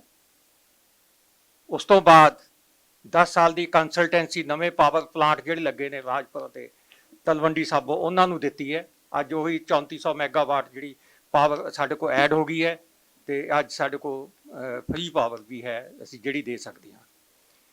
ਅੱਛਾ, ਅੱਜ ਦੇ ਸਮਾਗਮ ਦੇ ਸਭ ਤੋਂ ਪਹਿਲਾਂ ਮੈਂ ਅੱਜ ਦੇ ਸਮਾਗਮ ਦੇ ਮੁੱਖ ਮਹਿਮਾਨ, ਪਰਮ ਸਤਿਕਾਰਯੋਗ ਸਨਮਾਨਿਤ vice chancellor Punjabi university professor doctor Arvind ਜੀ ਦਾ ਤਹਿ ਦਿਲੋਂ ਧੰਨਵਾਦੀ ਹਾਂ, ਜਿਨ੍ਹਾਂ ਨੇ ਆਪਣੇ ਕੀਮਤੀ ਸਮੇਂ ਦੇ ਵਿੱਚੋਂ ਸਮਾਂ ਕੱਢ ਕੇ ਇੱਥੇ ਆਏ ਨੇ ਤੇ ਆ ਕੇ ਰਾਮਗੜੀਆ ਵਿਰਾਸਤ ਦੀ ਇਹ ਕਿਤਾਬ ਨੂੰ ਲੋਕ ਅਰਪਣ ਕੀਤਾ ਹੈ।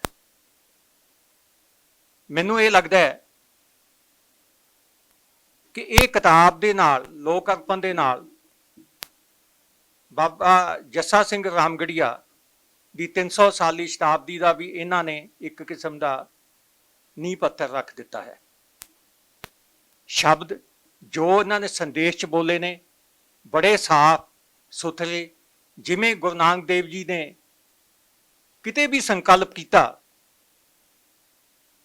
ਚਾਹੇ ਉਹ ਕਿਸੇ ਵੀ ਧਾਰਮਿਕ ਸਥਾਨ ਤੇ ਗਏ, ਚਾਹੇ ਉਹ ਠੱਗ ਕੋਲ ਗਏ ਜਾਂ ਕਿਸੇ ਕੋਲ ਵੀ ਗਏ, ਉਹਦਾ ਉਦਾਰ ਕੀਤਾ ਤਾਂ ਉਹਨਾਂ ਨੇ ਸੱਚ ਕੀ ਬਾਣੀ ਨਾਲ ਗੱਲ ਕੀਤੀ ਹੈ। ਇੱਦਾਂ ਹੀ ਇਹਨਾਂ ਨੇ ਆਪਣੇ ਵਿਚਾਰ ਜਿਹੜੇ ਨੇ ਬੜੇ ਸਪਸ਼ਟ ਤੇ ਬੜੇ ਸੂਖਮ ਤਰੀਕੇ ਦੇ ਨਾਲ ਇਹਨਾਂ ਕੋਲ ਰੱਖੇ ਨੇ। ਅਸੀਂ ਇਹਨਾਂ ਦਾ ਬਹੁਤ ਬਹੁਤ ਧੰਨਵਾਦ ਕਰਦੇ ਹਾਂ ਇਸ ਚੀਜ਼ ਦਾ, ਕਿਉਂਕਿ ਇਹ ਵਿਚਾਰ ਜਿਹੜੇ ਸਿੱਧੇ ਸਪਸ਼ਟ ਆਉਣੇ, ਇਹ ਉਹੀ ਦੇ ਸਕਦਾ ਹੈ ਜਿਸ ਨੂੰ ਇਹਨਾਂ ਦੇ ਪਿੱਛੇ ਸਾਰਾ ਚੀਜ਼ਾਂ ਦਾ ਗਿਆਨ ਹੁੰਦਾ ਹੈ, ਜਿਵੇਂ ਭਗਤ ਲਾ ਲਓ, ਇਹਨਾਂ ਨੂੰ ਲਗਾਓ। ਦੂਜਾ ਜਿਹੜਾ ਹੈਗਾ, ਮੈਂ ਇੱਕ ਚੀਜ਼ ਥੋੜੀ ਜਿਹੀ ਦੱਸਣਾ ਚਾਹੁੰਦਾ ਕਿ ਇੱਥੇ ਜਿੰਨੇ ਵੀ ਬੰਦੇ ਆਏ ਸੀ, ਆਪਣੇ ਉੱਗੇ ਹਸਤੀਆਂ ਆਈਆਂ ਸੀ, ਬੈਠੇ ਸੀ, ਬੱਚੇ ਸਟੂਡੈਂਟਸ ਬੈਠੇ ਸੀ, ਉਹ ਡਿਸਕਸ ਕਰ ਰਹੇ ਸੀ ਕਿ ਵੀ ਇਹ ਤਸਵੀਰ ਦੇ ਉੱਤੇ ਜਿਹੜੀਆਂ 12 ਸ਼ਖਸੀਅਤਾਂ ਜਿਵੇਂ ਪ੍ਰੋਫੈਸਰ ਸਾਹਿਬ ਨੇ ਦੱਸੀਆਂ ਨੇ, ਇਹ ਕੌਣ ਹਨਗੀਆਂ ਨੇ, ਉਹ ਆਪਣੇ ਅੰਦਾਜ਼ੇ ਲਗਾ ਲਈਆਂ ਸੀ। ਤੇ ਮੇਰਾ ਜਿਹੜਾ ਹੈਗਾ ਕਿ ਮੈਂ 1 ਮਿੰਟ ਸਰ ਮੈਂ 1 ਮਿੰਟ ਲਊਂਗਾ ਤੁਹਾਡਾ, ਤੇ ਮੈਂ ਸ਼ਖਸੀਅਤਾਂ ਬਾਰੇ ਦੱਸ ਦਾਂਗਾ, ਸ਼ਾਇਦ ਤੁਹਾਨੂੰ ਵਿਰਾਸਤ ਬਾਰੇ ਥੋੜਾ ਜਿਹਾ ਗਿਆਨ ਹੋ ਜੇ। ਇਹ ਵੀ ਠੀਕ ਹੈ, ਰਾਮਗੜੀਆ ਸੁਸਾਇਟੀ ਕੋਲ ਕੋਈ ਪੈਸਾ ਨਹੀਂ, ਮਿਹਨਤੀ ਨੇ, ਇਸ ਕਰਕੇ ਹੀ ਇਹਨਾਂ ਨੇ ਕੰਮ ਕੀਤਾ ਹੈ। ਪਹਿਲੇ ਜਿਹੜੇ ਉੱਪਰ ਫੋਟੋ ਦਿੱਤੀ ਗਈ, ਇਹ ਰਾਮ ਸਿੰਘ ਸੋਹਲ ਨੇ, ਇਹ ਆਰਕੀਟੈਕਟ ਨੇ। ਤੁਸੀਂ ਖਾਲਸਾ ਕਾਲਜ ਅੰਮ੍ਰਿਤਸਰ ਦੀ ਬਿਲਡਿੰਗ ਦੇਖੀ ਹੈ, ਉਸ ਦੇ ਨਾਲ ਜਿੰਨੀਆਂ ਲਾਹੌਰ ਦੇ ਵਿੱਚ ਬਿਲਡਿੰਗਾਂ ਬਣੀਆਂ, ਤੇ ਸੈਨੇਟ ਹਾਲ ਜਿਹੜਾ ਬਣਿਆ, ਬਕਿੰਗਮ ਪੈਲੇਸ ਦੇ ਵਿੱਚ ਬਣਿਆ, ਉਹ ਉੱਥੇ ਵੀ ਗਏ ਜਾ ਕੇ ਉੱਥੇ ਡਿਜ਼ਾਈਨ ਕੀਤਾ। ਹਾਲਾਂਕਿ ਇਹਨਾਂ ਕੋਲ ਕੋਈ ਵਿਦਿਆ ਨਹੀਂ ਸੀਗੀ, ਇਹ ਲੱਕੜ ਦਾ ਮੀਨਕਾਰੀ ਦਾ ਕੰਮ ਕਰਦੇ ਸੀ, ਪਰ ਆਪਣੀ ਪ੍ਰਤਿਭਾ ਨਾਲ ਕਿੱਥੇ ਤੱਕ ਇਹ ਉੱਠੇ ਨੇ, ਇਹ ਉਹਨਾਂ ਦਾ ਆਪਣਾ ਹੈਗਾ। ਦੂਜੇ ਨੰਬਰ ਤੇ ਹੈਗਾ ਸਰਦਾਰ ਮੋਹਨ ਸਿੰਘ ਹੈਦੀਆਬਾਦੀ। ਇਹ ਆਪ ਖੁਦ ਪੜ੍ਹੇ ਨਹੀਂ ਸੀ ਹੋਏ, ਪਰ ਇਹਨਾਂ ਨੂੰ ਸ਼ੌਂਕ ਸੀ ਕਿ ਮੈਂ ਕਿੱਦਾਂ ਇਹਨਾਂ ਦੀ ਵਿਦਿਆ ਨੂੰ ਅੱਗੇ ਲੈ ਕੇ ਜਾਵਾਂ।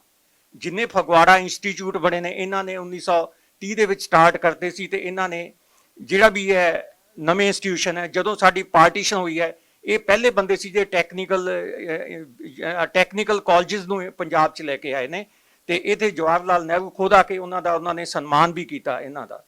ਤੇ ਤੀਸਰੀ ਸ਼ਖਸੀਅਤ ਜਿਹੜੀ ਹੈਗੀ ਹੈ, ਉਹ ਹੈਗੀ ਹੈ ਮੁਨਸ਼ਾ ਸਿੰਘ ਦੁਖੀ। ਇਹ USA ਦੇ ਬੰਦੇ ਸੀ, ਬਟ ਗਦਰ ਪਾਰਟੀ ਨਾਲ ਕਨੈਕਟ ਹੋ ਗਏ, ਇੰਡੀਆ 'ਚ ਆ ਗਏ, ਤੇ ਗਦਰ ਪਾਰਟੀ ਸਕਸੈਸਫੁਲ ਨਾ ਹੋਣ ਕਰਕੇ ਇਹਨਾਂ ਨੂੰ ਵੀ ਜੇਲ੍ਹ ਵੀ ਭੁਗਤਣੀ ਪਈ। ਸਾਰੀ ਇਹਨਾਂ ਦੀ ਜਿਹੜੀ ਜਿੰਨੀ ਵੀ ਇਹਨਾਂ ਦੀ ਜਾਇਦਾਦ ਸੀ, ਉਹ ਵੀ ਕੁਰਕੀ ਹੋ ਗਈ ਹੈਗੀ ਹੈ।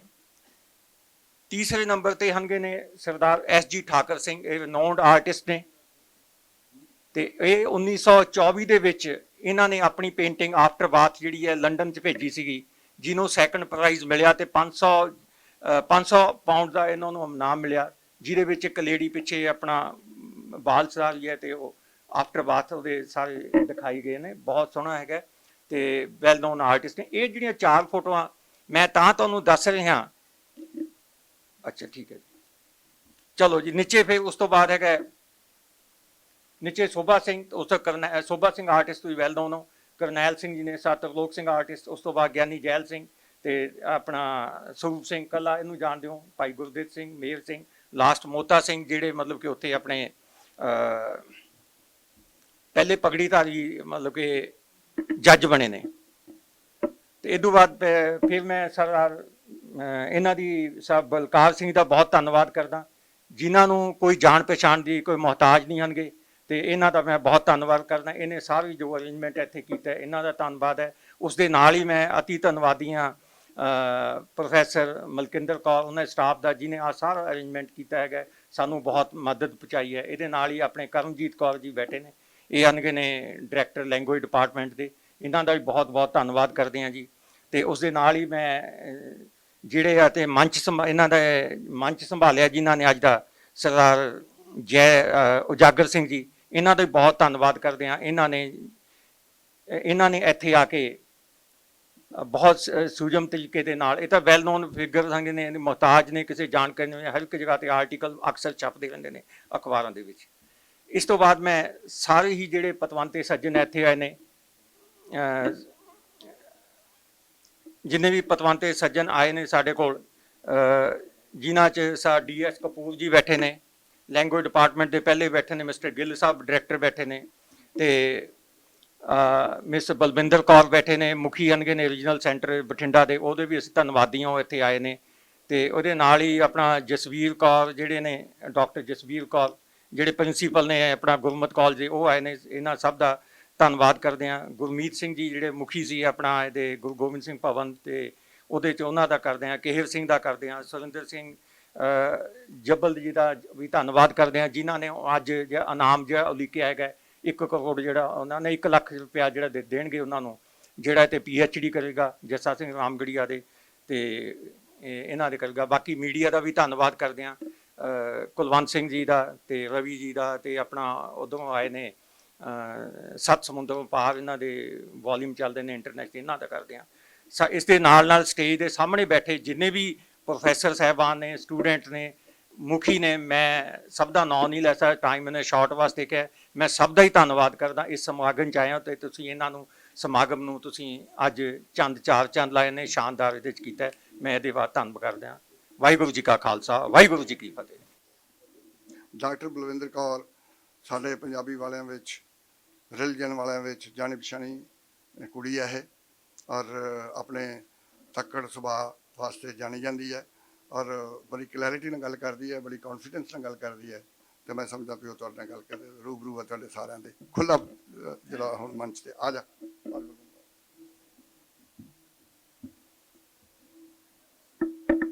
ਵਾਹਿਗੁਰੂ ਜੀ ਕਾ ਖਾਲਸਾ, ਵਾਹਿਗੁਰੂ ਜੀ ਕੀ ਫਤਿਹ। ਸਭ ਤੋਂ ਪਹਿਲਾਂ ਮੈਂ ਪੰਜਾਬੀ ਯੂਨੀਵਰਸਿਟੀ ਨੂੰ ਨਤਮਸਤਕ ਹੁੰਦੀ ਹਾਂ, ਕਿਉਂਕਿ ਪ੍ਰੋਫੈਸਰ ਪੂਰਨ ਸਿੰਘ ਨੇ ਕਿਹਾ ਕਿ ਜ਼ਿੰਦਗੀ ਦੇ ਵੱਡੇ ਹੱਲ ਸਾਡੇ ਪੁਰਾਤਨ ਵਿਰਸੇ ਵਿੱਚ ਪਏ ਹੁੰਦੇ ਆ। ਸਾਡੀ ਯੂਨੀਵਰਸਿਟੀ ਪੁਰਾਤਨ ਵਿਰਸੇ ਤੇ ਵਿਰਾਸਤ ਦੀ ਨਿਉ ਜਾੜਾ, ਜਿਹਦੇ ਵਾਸਤੇ ਅਸੀਂ ਹਮੇਸ਼ਾ ਹੀ ਵਚਨਬੱਧ ਰਵਾਂਗੇ। ਮੈਂ ਪੰਜਾਬੀ ਯੂਨੀਵਰਸਿਟੀ ਦੇ ਵਾਈਸ ਚਾਂਸਲਰ ਸਾਹਿਬ, ਜੋ ਕਿ ਸਾਡੇ ਮਾਣਯੋਗ ਹਨ, ਸਤਿਕਾਰਯੋਗ ਹਨ, ਉਹਨਾਂ ਦੀ ਵੀ ਹਮੇਸ਼ਾ ਹੀ ਰਿਣੀ ਰਵਾਂਗੀ ਕਿ ਜਿਨ੍ਹਾਂ ਨੇ ਇਸ ਸੋਹਣੀ ਨਜ਼ਾਕਤ ਦੇ ਵਿੱਚ ਸ਼੍ਰੀ ਗੁਰੂ ਗ੍ਰੰਥ ਸਾਹਿਬ ਵਰਗੇ ਪਵਿੱਤਰ ਵਿਭਾਗ ਵਿੱਚ, ਜਿੱਥੇ ਸ਼੍ਰੀ ਗੁਰੂ ਗ੍ਰੰਥ ਸਾਹਿਬ ਦੇ ਸਰੂਪ ਸੁਸ਼ੋਭਿਤ ਹਨ, ਉੱਥੇ ਸਾਨੂੰ ਇਸ ਪੁਸਤਕ ਦੇ ਲੋਕ ਅਰਪਣ ਵਾਸਤੇ ਬਹੁਤ ਹੀ ਵਧੀਆ ਸਬੱਬ ਦਿੱਤਾ। ਤੇ ਮੈਂ ਪਰਮ ਅਜ਼ੀਜ਼ ਵਿਦਵਾਨ ਸ਼ਖਸੀਅਤਾਂ, ਬਹੁਤ ਹੀ ਪਿਆਰੇ ਵਿਦਿਆਰਥੀਆਂ ਨੂੰ ਤੋਂ ਆਗਿਆ ਮੰਗਦੀ ਆਪਣੀ ਗੱਲ ਸ਼ੁਰੂ ਕਰਦੀ ਹਾਂ ਕਿ ਜਦੋਂ ਇਸ ਕਿਤਾਬ ਦੇ ਕੁਝ ਸ਼ਬਦ ਲਿਖਣ ਵਾਸਤੇ ਕੈਨੇਡਾ ਤੋਂ ਮੈਨੂੰ ਇਹ ਬੁੱਕ ਪ੍ਰਾਪਤ ਹੋਈ ਸੀ, ਤਾਂ ਮੈਂ ਦੇਖ ਰਹੀ ਸੀ ਕਿ ਪਿਛਲੇ ਇਤਿਹਾਸ ਦੇ ਵਿੱਚ ਕੀ ਰਾਮਗੜੀਆ ਵਿਰਾਸਤ ਬਾਰੇ ਕੁਝ ਨਹੀਂ ਲਿਖਿਆ ਗਿਆ। ਜਦੋਂ ਮੈਂ ਲਾਇਬ੍ਰੇਰੀ ਵਿੱਚ ਗਈ ਤਾਂ ਪ੍ਰਾਪਤ ਹੋਇਆ ਕਿ 1955 ਦੇ ਵਿੱਚ ਰਾਮਗੜੀਆ ਐਸ਼ਵਰਿਆ ਕਿਤਾਬ ਛਪੀ। ਇਸ ਤੋਂ ਬਾਅਦ ਸ਼ਿਮਲੇ ਦੇ ਸਿੰਘ ਸਭਾ ਗੁਰਦੁਆਰੇ ਦੇ ਇੱਕ ਸ਼ਖਸੀਅਤ ਨੇ ਵੀ ਰਾਮਗੜੀਆ ਕਿਤਾਬ ਦੇ ਉੱਤੇ ਕੰਮ ਕੀਤਾ। 140 ਸਫ਼ਿਆਂ ਦੇ ਉੱਤੇ ਭਾਸ਼ਾ ਭਾਗ ਦੇ ਡਾਇਰੈਕਟਰ ਨੇ ਵੀ ਕੰਮ ਕੀਤਾ। ਫਿਰ ਮੈਨੂੰ ਲੱਗਿਆ ਕਿ ਕੀ ਇਹ ਪੁਸਤਕ ਉਸ ਸਫ਼ਰ ਦੇ ਵਿੱਚ ਆ, ਪਰੰਤੂ ਮੈਨੂੰ ਇਸ ਪੁਸਤਕ ਦੇ ਵਿੱਚ ਬਹੁਤ ਸੋਹਣੀਆਂ ਗੱਲਾਂ ਲੱਭੀਆਂ ਕਿ ਜਦੋਂ ਅਸੀਂ ਕਿਤੇ ਬਾਹਰ ਜਾਂਦੇ ਆ ਜਾਂ ਕਿਸੇ ਹੋਟਲਾਂ 'ਚ ਜਾਂਦੇ ਆ, ਚਾਹ ਪਾਣੀ ਪੀਣ, ਕਾਫੀ ਹਾਊਸਾਂ ਦੇ ਵਿੱਚ ਬੈਠਦੇ ਆ, ਤਾਂ ਉੱਥੇ ਵੱਖਰੀਆਂ ਵੱਖਰੀਆਂ ਕੌਮਾਂ ਨੇ, ਤਹਿਜ਼ੀਬਾਂ ਨੇ ਆਪਣੇ ਆਪਣੇ ਕਲਚਰ ਵਾਲੇ ਟੇਬਲ ਤੇ ਆਪਣੀ ਭਾਸ਼ਾ ਦੇ ਵਿੱਚ ਕਿਤਾਬਾਂ ਰੱਖੀਆਂ ਪਈਆਂ ਹੁੰਦੀਆਂ, ਜਿਹੜੀਆਂ ਕਿ ਪੈਂਫਲੇਟ ਦੇ ਰੂਪ 'ਚ ਹੁੰਦੀਆਂ। ਅਸੀਂ ਉਹਨਾਂ ਦੇ ਕਲਚਰ ਨੂੰ ਇੱਕ ਨਿਗਾਹ ਤਾਂ ਜ਼ਰੂਰ ਮਾਰਦੇ ਹਾਂ। ਤੇ ਸਾਡੇ ਮਾਣ ਵਾਲੀ ਗੱਲ ਆ ਕਿ ਪੰਜਾਬੀ ਭਾਸ਼ਾ ਦੇ ਵਿੱਚ ਪਹਿਲੀ ਪੁਸਤਕ ਆ ਜਿਹੜੀ ਉਸ ਵਿਧਾ ਦੇ ਵਿੱਚ ਛਪੀ ਆ, ਜਿਹਨੂੰ ਕਾਫੀ ਟੇਬਲ ਬੁੱਕ ਕਿਹਾ। ਇਹ ਕਾਫੀ ਟੇਬਲ ਬੁੱਕ ਰਾਸ਼ਟਰੀ ਤੇ ਅੰਤਰਰਾਸ਼ਟਰੀ ਪੱਧਰ ਉੱਤੇ ਰਿਲੀਜ਼ ਹੋ ਚੁੱਕੀ ਆ, ਵੱਖਰੀਆਂ ਵੱਖਰੀਆਂ ਯੂਨੀਵਰਸਿਟੀਆਂ, ਲਾਇਬ੍ਰੇਰੀਆਂ ਦੇ ਵਿੱਚ ਵੀ ਜਾ ਚੁੱਕੀ ਆ। ਪਰੰਤੂ ਜਿਹੜਾ ਇਸ ਦਾ ਪੰਜਾਬੀ ਯੂਨੀਵਰਸਿਟੀ ਦੇ ਇਹ ਰਿਲੀਜ਼ ਹੋਣ ਦਾ ਸਬੱਬ ਕੋਈ ਇੰਨਾ ਛੋਟਾ ਜਿਹਾ ਨਹੀਂ। ਮੈਨੂੰ ਲੱਗਦਾ ਕਿ ਹਿਬਰੂ ਯੂਨੀਵਰਸਿਟੀ ਤੋਂ ਬਾਅਦ ਯੂਨੀਵਰਸਿਟੀ, ਪੰਜਾਬੀ ਯੂਨੀਵਰਸਿਟੀ ਜਿਹੜੀ ਭਾਸ਼ਾ ਦੇ ਨਾਂ ਤੇ ਬਣੀ, ਤੇ ਉਸੇ ਭਾਸ਼ਾ ਦੇ ਵਿੱਚ ਅੱਜ ਸਾਡੇ ਕੋਲ ਇਹ ਕਾਫੀ ਟੇਬਲ ਬੁੱਕ ਪ੍ਰਾਪਤ ਹੋਣਾ ਸਾਡਾ ਸੁਭਾਗ ਹੈ। ਸਾਡੇ ਵਿਦਿਆਰਥੀ ਵਿਦੇਸ਼ੀ ਵੀ ਬੈਠੇ ਆ, ਸਾਡੀ ਯੂਥ ਵਿਦੇਸ਼ਾਂ ਦੇ ਵਿੱਚ ਵੀ ਬੈਠੀ ਆ, ਉਹਨਾਂ ਨੂੰ ਇਹ ਪੁਸਤਕ ਉੱਥੇ ਪ੍ਰਾਪਤ ਹੋਵੇਗੀ ਤਾਂ ਆਉਣਗੇ ਉਹ ਕਿ ਸਾਡਾ ਇਤਿਹਾਸ ਕੀ ਆ, ਸਾਡਾ ਸਿੱਖ ਵਿਰਸਾ ਕੀ ਆ, ਸਾਡੀ ਵਿਰਾਸਤ ਕੀ ਆ। ਇਹ ਇੱਕ ਕੜੀ ਦਾ ਕੰਮ ਕਰੇਗੀ, ਕਿਉਂਕਿ ਹਰ ਇਨਸਾਨ ਦੇ ਮਨ ਵਿੱਚ ਆਉਂਦਾ ਜਜ਼ਬਾ ਕਿ ਇਹ ਕੀ ਆ। ਸਰਦਾਰ ਜੈ ਤੇਗ ਸਿੰਘ ਅਨੰਤ ਦਾ ਜਨੂਨੀ ਬਲਬਲਾ, ਉਹਨਾਂ ਦੀ ਵਚਨਬੱਧਤਾ ਇਸ ਕਿਤਾਬ ਦੇ ਵਿੱਚ 450 ਦੇ ਕਰੀਬ ਸਚਿੱਤਰ ਫੋਟੋਗ੍ਰਾਫੀ ਦਿੰਦੀ ਆ।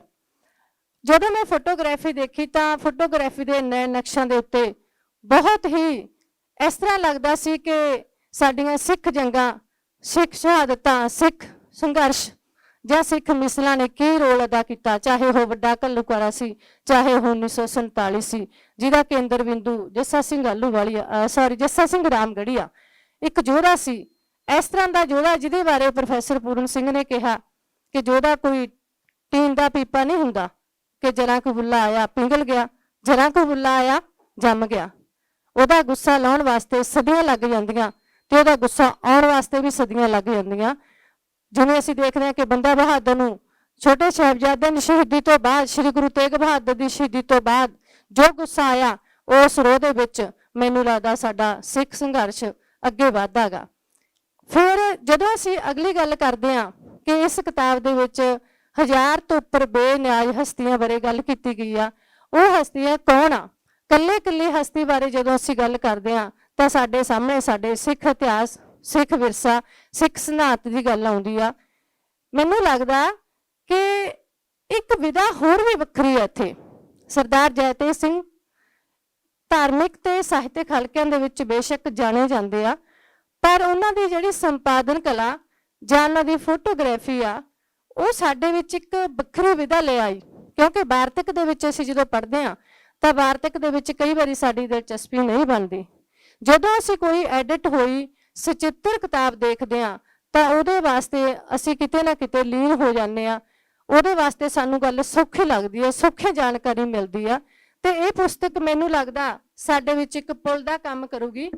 ਤੇ ਮੈਂ ਬੈਠੀ ਸੋਚ ਰਹੀ ਸੀ ਕਿ ਸਰਦਾਰ ਜੈ ਤੇਗ ਸਿੰਘ ਅਨੰਤ ਤਾਂ ਮੈਥੋਂ ਬਹੁਤ ਵੱਡੇ ਆ ਤੇ ਮੈਂ ਤਾਂ ਇੱਕ ਵਿਦਿਆਰਥੀ ਦੇ ਤੌਰ ਤੇ ਵਿਚਰਦੀ ਆ, ਤਾਂ ਉਹਨਾਂ ਨਾਲ ਕਿਹੜੇ ਸ਼ਬਦਾਂ ਨਾਲ ਨਿਆਂ ਕੀਤਾ ਜਾ ਸਕਦਾ। ਤੇ ਮੈਨੂੰ ਲੇਖਕਾ ਸਿਲਵੀਆ ਜਸਟਿਨੋ ਦੀ ਇੱਕ ਮਤਲਬ ਡੈਫੀਨੇਸ਼ਨ ਮਿਲੀ, ਜਿਹੜੀ ਮੈਂ ਤੁਹਾਡੇ ਨਾਲ ਸਾਂਝੀ ਕਰਨਾ ਚਾਹੁੰਦੀ ਆ। Passion is a fundamental quality of an effective editor. ਕਿਉਂਕਿ ਉਹਨਾਂ ਨੇ ਐਡੀਟਰ ਦੇ ਤੌਰ ਤੇ ਕੰਮ ਕੀਤਾ। Passion is what stimulates an editor's growth and development of needed qualities and skills. ਦੂਸਰੀ ਗੱਲ ਕਿ ਜਿੱਥੋਂ ਤੱਕ ਮੈਂ ਸਰਦਾਰ ਜੈ ਤੇਗ ਸਿੰਘ ਅਨੰਤ ਨੂੰ ਜਾਣਦੀ ਹਾਂ, ਜਿਨ੍ਹਾਂ ਨੇ ਮਤਲਬ ਹਰ ਪੁਸਤਕ ਦੇ ਵਿੱਚ ਉਸ ਖਰੜ ਦੀ ਸੁਧਾਈ ਕਹਿ ਲਓ ਜਾਂ 4 ਸ਼ਬਦ ਲਿਖਣ ਵਾਸਤੇ ਮੈਨੂੰ ਜ਼ਰੂਰ ਕਿਹਾ, ਚਾਹੇ ਉਹਦੇ ਵਿੱਚ ਸਰਦਾਰ ਕਪੂਰ ਸਿੰਘ ਆ, ਚਾਹੇ ਭਾਈ ਰਣਧੀਰ ਸਿੰਘ ਦਾ ਸਿਮਰਤੀ ਗ੍ਰੰਥ ਆ, ਚਾਹੇ ਹੋਰ ਇਸ ਤਰ੍ਹਾਂ ਦੇ ਸਿੱਖ ਇਤਿਹਾਸ ਦੇ ਵਿੱਚ ਵਿਰਾਸਤ ਦੇ ਵਿੱਚ ਵਾਧਾ ਕਰਨ ਵਾਲੀਆਂ ਕਿਤਾਬਾਂ ਨੇ। ਉਹਨਾਂ ਦੀ ਵਿਚਾਰਧਾਰਾ ਅਸੀਂ ਕਿਤਾਬ ਤਾਂ ਲਿਖ ਲੈਂਦੇ ਆ, ਪਰ ਕਈ ਵਾਰੀ ਅਸੀਂ ਕਿਤਾਬ ਨੂੰ ਪ੍ਰਚਾਰ ਨਹੀਂ ਕਰ ਸਕਦੇ। ਮੈਂ ਦੇਖਦੀ ਹਾਂ ਕਿ ਅਸੀਂ ਜੇਕਰ ਡਾਕਟਰ ਅੰਬੇਦਕਰ ਨੂੰ ਪੜ੍ਹੀਏ ਤਾਂ ਉਹਨਾਂ ਨੇ ਲਿਖਿਆ ਕਿ ਤੁਹਾਡਾ ਖਿਆਲ ਗਲਤ ਆ, ਤੁਹਾਡਾ ਖਿਆਲ ਗਲਤ ਆ ਕਿ ਵਿਚਾਰਧਾਰਾ ਪ੍ਰਫੁੱਲਤ ਹੋ ਜਾਵੇਗੀ। ਉਹ ਕਹਿੰਦਾ ਵਿਚਾਰਧਾਰਾ ਉਨੀ ਦੇਰ ਪ੍ਰਫੁੱਲਤ ਨਹੀਂ ਹੁੰਦੀ ਜਿੰਨੀ ਦੇਰ ਤੱਕ ਤੁਹਾਡਾ ਉਹਦੇ ਪ੍ਰਤੀ ਪ੍ਰਚਾਰ ਨਹੀਂ ਹੁੰਦਾ। ਕਹਿੰਦਾ ਉਹ ਇਸ ਤਰ੍ਹਾਂ ਦਾ ਜੇ ਅਸੀਂ ਪੌਦੇ ਨੂੰ ਪਾਣੀ ਨਾ ਦਈਏ ਤਾਂ ਵਧਣੋਂ ਫੁੱਲਣੋਂ ਰੁਕ ਜਾਂਦਾ ਤੇ ਇੱਕ ਦਿਨ ਮੁਰਝਾ ਜਾਂਦਾ। ਇਸੇ ਤਰ੍ਹਾਂ ਮੈਂ ਦੇਖਦੀ ਹਾਂ ਕਿ ਸਰਦਾਰ ਜੈ ਤੇਗ ਸਿੰਘ ਅਨੰਤ ਇਸ ਸਿੱਖ ਵਿਚਾਰਧਾਰਾ ਨੂੰ ਲੈ ਕੇ ਤੁਰੇ ਆ। ਭਾਵੇਂ ਉਹਨਾਂ ਦੀ ਆਪਾਂ ਦੇਖਦੇ ਹਾਂ ਕਿ ਉਹ ਹਰ ਤੀਜੇ ਦਿਨ ਡਾਇਲਸਿਸ ਤੇ ਹੁੰਦੇ ਆ, ਪਰੰਤੂ ਉਸ ਬੈੱਡ ਤੇ ਪਿਆ ਵੀ ਉਹ ਸਿੱਖੀ ਆਵਾਜ਼ ਦੇ ਵਿੱਚ, ਉਹ ਸਿੱਖੀ ਹੋਕੇ ਦੇ ਵਿੱਚ, ਉਹ ਇੱਕ ਦੈਵੀ ਪੈਗਾਮ ਦੇ ਵਿੱਚ ਗੱਲ ਕਰ ਰਹੇ ਹੁੰਦੇ ਆ ਤੇ ਫਿਕਰਮੰਦ ਹੁੰਦੇ ਆ। ਤੇ ਉਹਨਾਂ ਦੀ ਵਚਨਬੱਧਤਾ ਵੀ ਹੁੰਦੀ ਆ ਕਿ ਜੋ ਪੁਸਤਕ ਮੈਂ ਲਿਖ ਦਿੱਤੀ ਉਹ ਮੈਂ ਰਾਸ਼ਟਰੀ ਤੇ ਅੰਤਰਰਾਸ਼ਟਰੀ ਪੱਧਰ ਤੇ ਲਾਇਬ੍ਰੇਰੀਆਂ, ਯੂਨੀਵਰਸਿਟੀਆਂ ਤੇ ਵਿਦਿਆਰਥੀਆਂ ਦੇ ਹੱਥਾਂ ਵਿੱਚ ਪਹੁੰਚਾਉਣ ਵਿੱਚ ਕਾਮਯਾਬ ਹੋ ਜਾਵਾਂ। DS ਕਪੂਰ ਸਾਹਿਬ ਨੇ ਇਸ ਕਿਤਾਬ ਦਾ ਰਿਵਿਊ ਕੀਤਾ। ਉਹਨਾਂ ਦੇ ਕੁਲੀਗ ਰਹੇ ਨੇ, ਇਕੱਠੇ ਸਰਵ ਕਰਦੇ ਰਹੇ ਨੇ, ਔਰ ਉਹ ਆਪਣੇ ਤੌਰ ਤੇ ਆਰਕਾਈਵਲ ਜਿਹੜੀ ਸਾਡੀ ਹੈਗੀ ਆ ਪਰੰਪਰਾ, ਉਹਦੇ ਬੜੇ ਭੇਤੀ ਨੇ, ਉੱਥੇ ਗਵਰਨਮੈਂਟ ਦੇ EMPLOYE ਵੀ ਰਹੇ ਨੇ। ਮੈਂ ਉਹਨਾਂ ਨੂੰ ਬੇਨਤੀ ਕਰਾਂਗਾ ਕਿ ਉਹ ਆਉਣ ਤੇ ਆਪਣੀ ਗੱਲ ਜਿਹੜੀ ਹੈ ਨਾ ਹੁਣ ਕਿਤਾਬ ਬਾਰੇ ਸਾਂਝੀ ਕਰਾਂਗੇ। मैं अपनी इंट्रोडक्शन देना चाहना। मेरा नाम DS कपूर है। मैं आर्ट्स कॉलेज चंडीगढ़ पढ़ता रहा, इत्थे ही मैं फैकल्टी ज्वाइन किया तो इत्थे ही मैं प्रिंसीपल बनया। तो मेरे फादर और मेरे ग्रैंडफादर भी आर्टिस्ट सीगे, इसे कॉलेज दे विच ही पढ़ते रहे, पढ़ाते रहे जो लाहौर सीगा। तो मैं लकी हाँ कि I am the 3rd generation who serve the college. तो जो मैं कॉलेज ज्वाइन किया, जब प्रिंसीपल बनया तो मैं सोचा क्यों ना मैं कॉलेज की हिस्टरी में स्टडी करा। तो काफ़ी स्टडी की तो इतों मैं चलिया पता कि ਇਹ ਸਕੂਲ ਆਫ ਆਰਟ ਪਹਿਲਾਂ ਲਾਹੌਰ 'ਚ ਸੈਟਅਪ ਹੋਇਆ ਸੀਗਾ at the name of Maya school of art, ਜਿੱਥੇ ਮੇਰੇ ਦਾਦਾ ਜੀ ਲੌਕਵੁੱਡ ਕਿਪਲਿੰਗ ਪਹਿਲੇ ਪ੍ਰਿੰਸੀਪਲ ਦੇ ਸਟੂਡੈਂਟ ਸੀਗੇ, ਤੇ ਭਾਈ ਰਾਮ ਸਿੰਘ ਰਾਮਗਰੀਆ ਜਿਨ੍ਹਾਂ ਦੀ ਫੋਟੋ ਉੱਪਰ ਹੈ ਉਹਨਾਂ ਦੇ ਸਟੂਡੈਂਟ ਸੀਗੇ। ਤੇ ਮੇਰਾ ਇੰਟਰਸਟ ਹੋਰ ਕ੍ਰੀਏਟ ਹੋਇਆ ਤੇ ਮੈਂ ਲਾਹੌਰ ਉਹਨਾਂ ਦੀ ਆਰਕਾਈਵਜ਼ ਨਾਲ ਕਾਫੀ ਗੱਲਬਾਤ ਕੀਤੀਆਂ, ਮੇਰੇ ਰਿਲੇਸ਼ਨ ਬਣੇ। ਕੁਛ ਲੋਕ ਆਰਟਿਸਟ ਜਾਂ ਸੀਨੀਅਰ ਫੈਕਲਟੀ ਲੀਜਨ ਆਰਟਿਸਟ ਉੱਥੇ ਸ਼ਿਫਟ ਹੋ ਗਏ, ਇੰਗਲੈਂਡ ਕੈਨੇਡਾ ਚਲੇ ਗਏ, ਉਹਨਾਂ ਨਾਲ ਮੈਂ ਲਿੰਕ ਕੀਤੇ ਤੇ ਮੈਨੂੰ ਚੱਲਿਆ ਪਤਾ ਕਿ ਸਾਡਾ ਵਿਰਸਾ ਜਾਂ ਹੈਰੀਟੇਜ ਬੜੀ ਹੀ ਗਲੋਰੀਅਸ ਹੈ ਤੇ ਮੈਂ ਇਸ 'ਤੇ ਕੰਮ ਕਰਾਂ। ਤੇ ਮੈਨੂੰ ਕਾਲਜ 'ਚ 9 ਜਾਂ 10 ਸਾਲ ਲੱਗ ਗਏ ਇਸ ਕਿਤਾਬ ਦੀ ਸਟੱਡੀ ਕਰਦੇ ਆ। ਪੁਰਾਣੇ ਟੀਚਰਾਂ ਨੂੰ ਮਿਲਣਾ, ਪੁਰਾਣੇ ਪ੍ਰਿੰਸੀਪਲ ਨੂੰ ਮਿਲਣਾ, ਜਿਹੜੇ ਨਹੀਂ ਸੀ ਉਹਨਾਂ ਦੇ ਬੱਚਿਆਂ ਨੂੰ ਮਿਲਣਾ, ਟਰੈਵਲਿੰਗ ਕੀਤੀ, ਲਾਹੌਰ ਜਾ ਕੇ ਉੱਥੋਂ ਦੀ ਆਰਕਾਈਵ ਸੈਟਅਪ ਕੀਤੀਆਂ ਤੇ ਮੈਨੂੰ ਚੱਲਿਆ ਪਤਾ ਕਿ ਆਫਟਰ ਰਣਜੀਤ ਸਿੰਘ ਪੰਜਾਬ ਦਾ ਹਾਲਾਤ ਠੀਕ ਨਹੀਂ ਸੀਗੇ।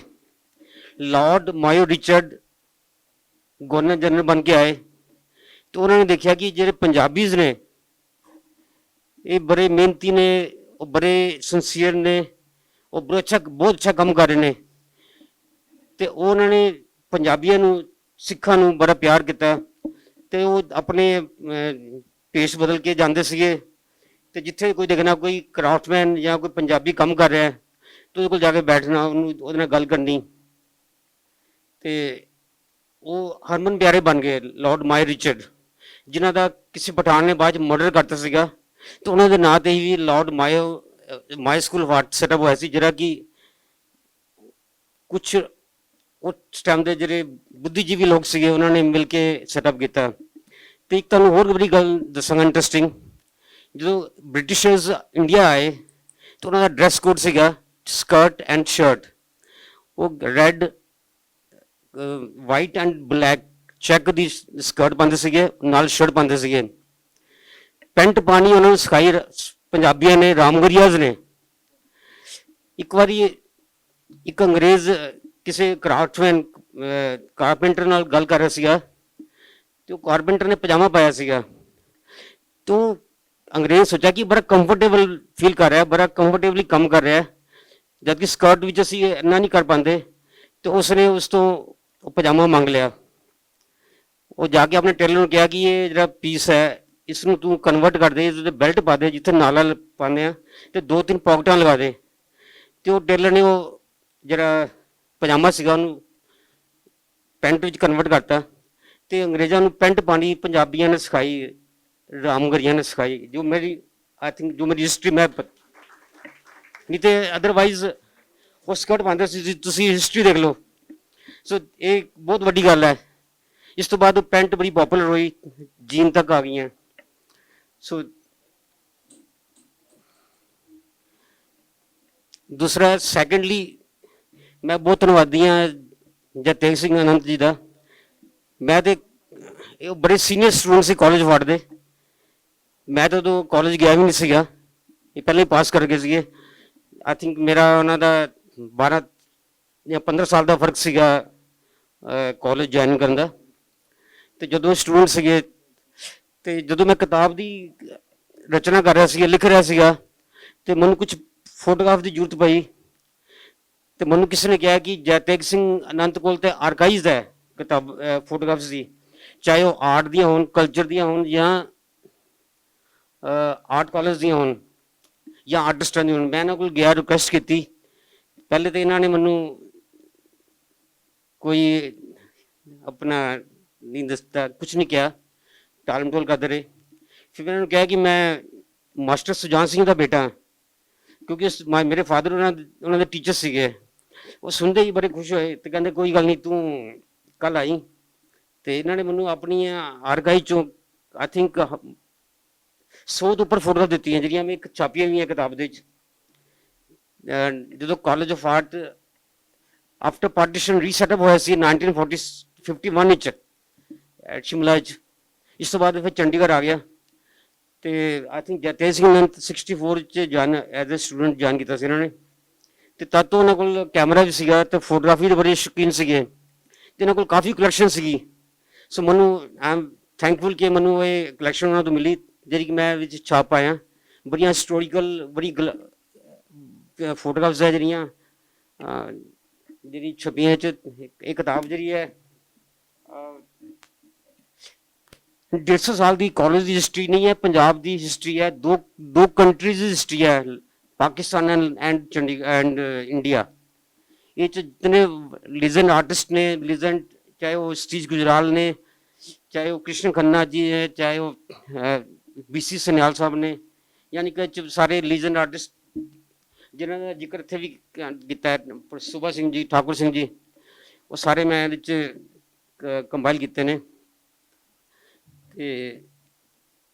पिछले महीने मैनू जयतेज सिंह हंत जी ने एक किताब भिजवाई, मैं बहुत अच्छा लगा देख के कि किताब तो एक बहुत वड्डी कंट्रीब्यूशन है, इंसाइक्लोपीडिया बनाया था इन्होंने। यानी कि जेरे Ramgarhia painters, artist, craftsman, actor सारे पूरे वर्ल्ड च फैले हुए ने, उन्होंने इकट्ठे करके इन्होंने एक अपनी किताब बनाई है। और एक ये भी अपने आप च बहुत वड्डी कंट्रीब्यूशन है उन्होंने कि सारे रामगढ़िया सारे बिखरे पे सीगे, इन्होंने इन्होंने इकट्ठे किया ते किताब छापिया। सो एक किताब बड़ी एमिनेंट किताब बन गई है, एक बहुत वड्डी कलैक्शन बन गई है, इंसाइक्लोपीडिया बन गया है। तो मैं इस किताब के उत्ते अपना रिव्यू भी किया है, 2-3 अखबारों या मैगजीन छपे भी है। सो मैं उन्होंने बहुत धन्यवादी हाँ, उन्होंने मैंने मौका दिता आके गल करने लई। सो अच्छा लगे मैनू, तुहाडा सब का धन्यवाद, थैंक यू।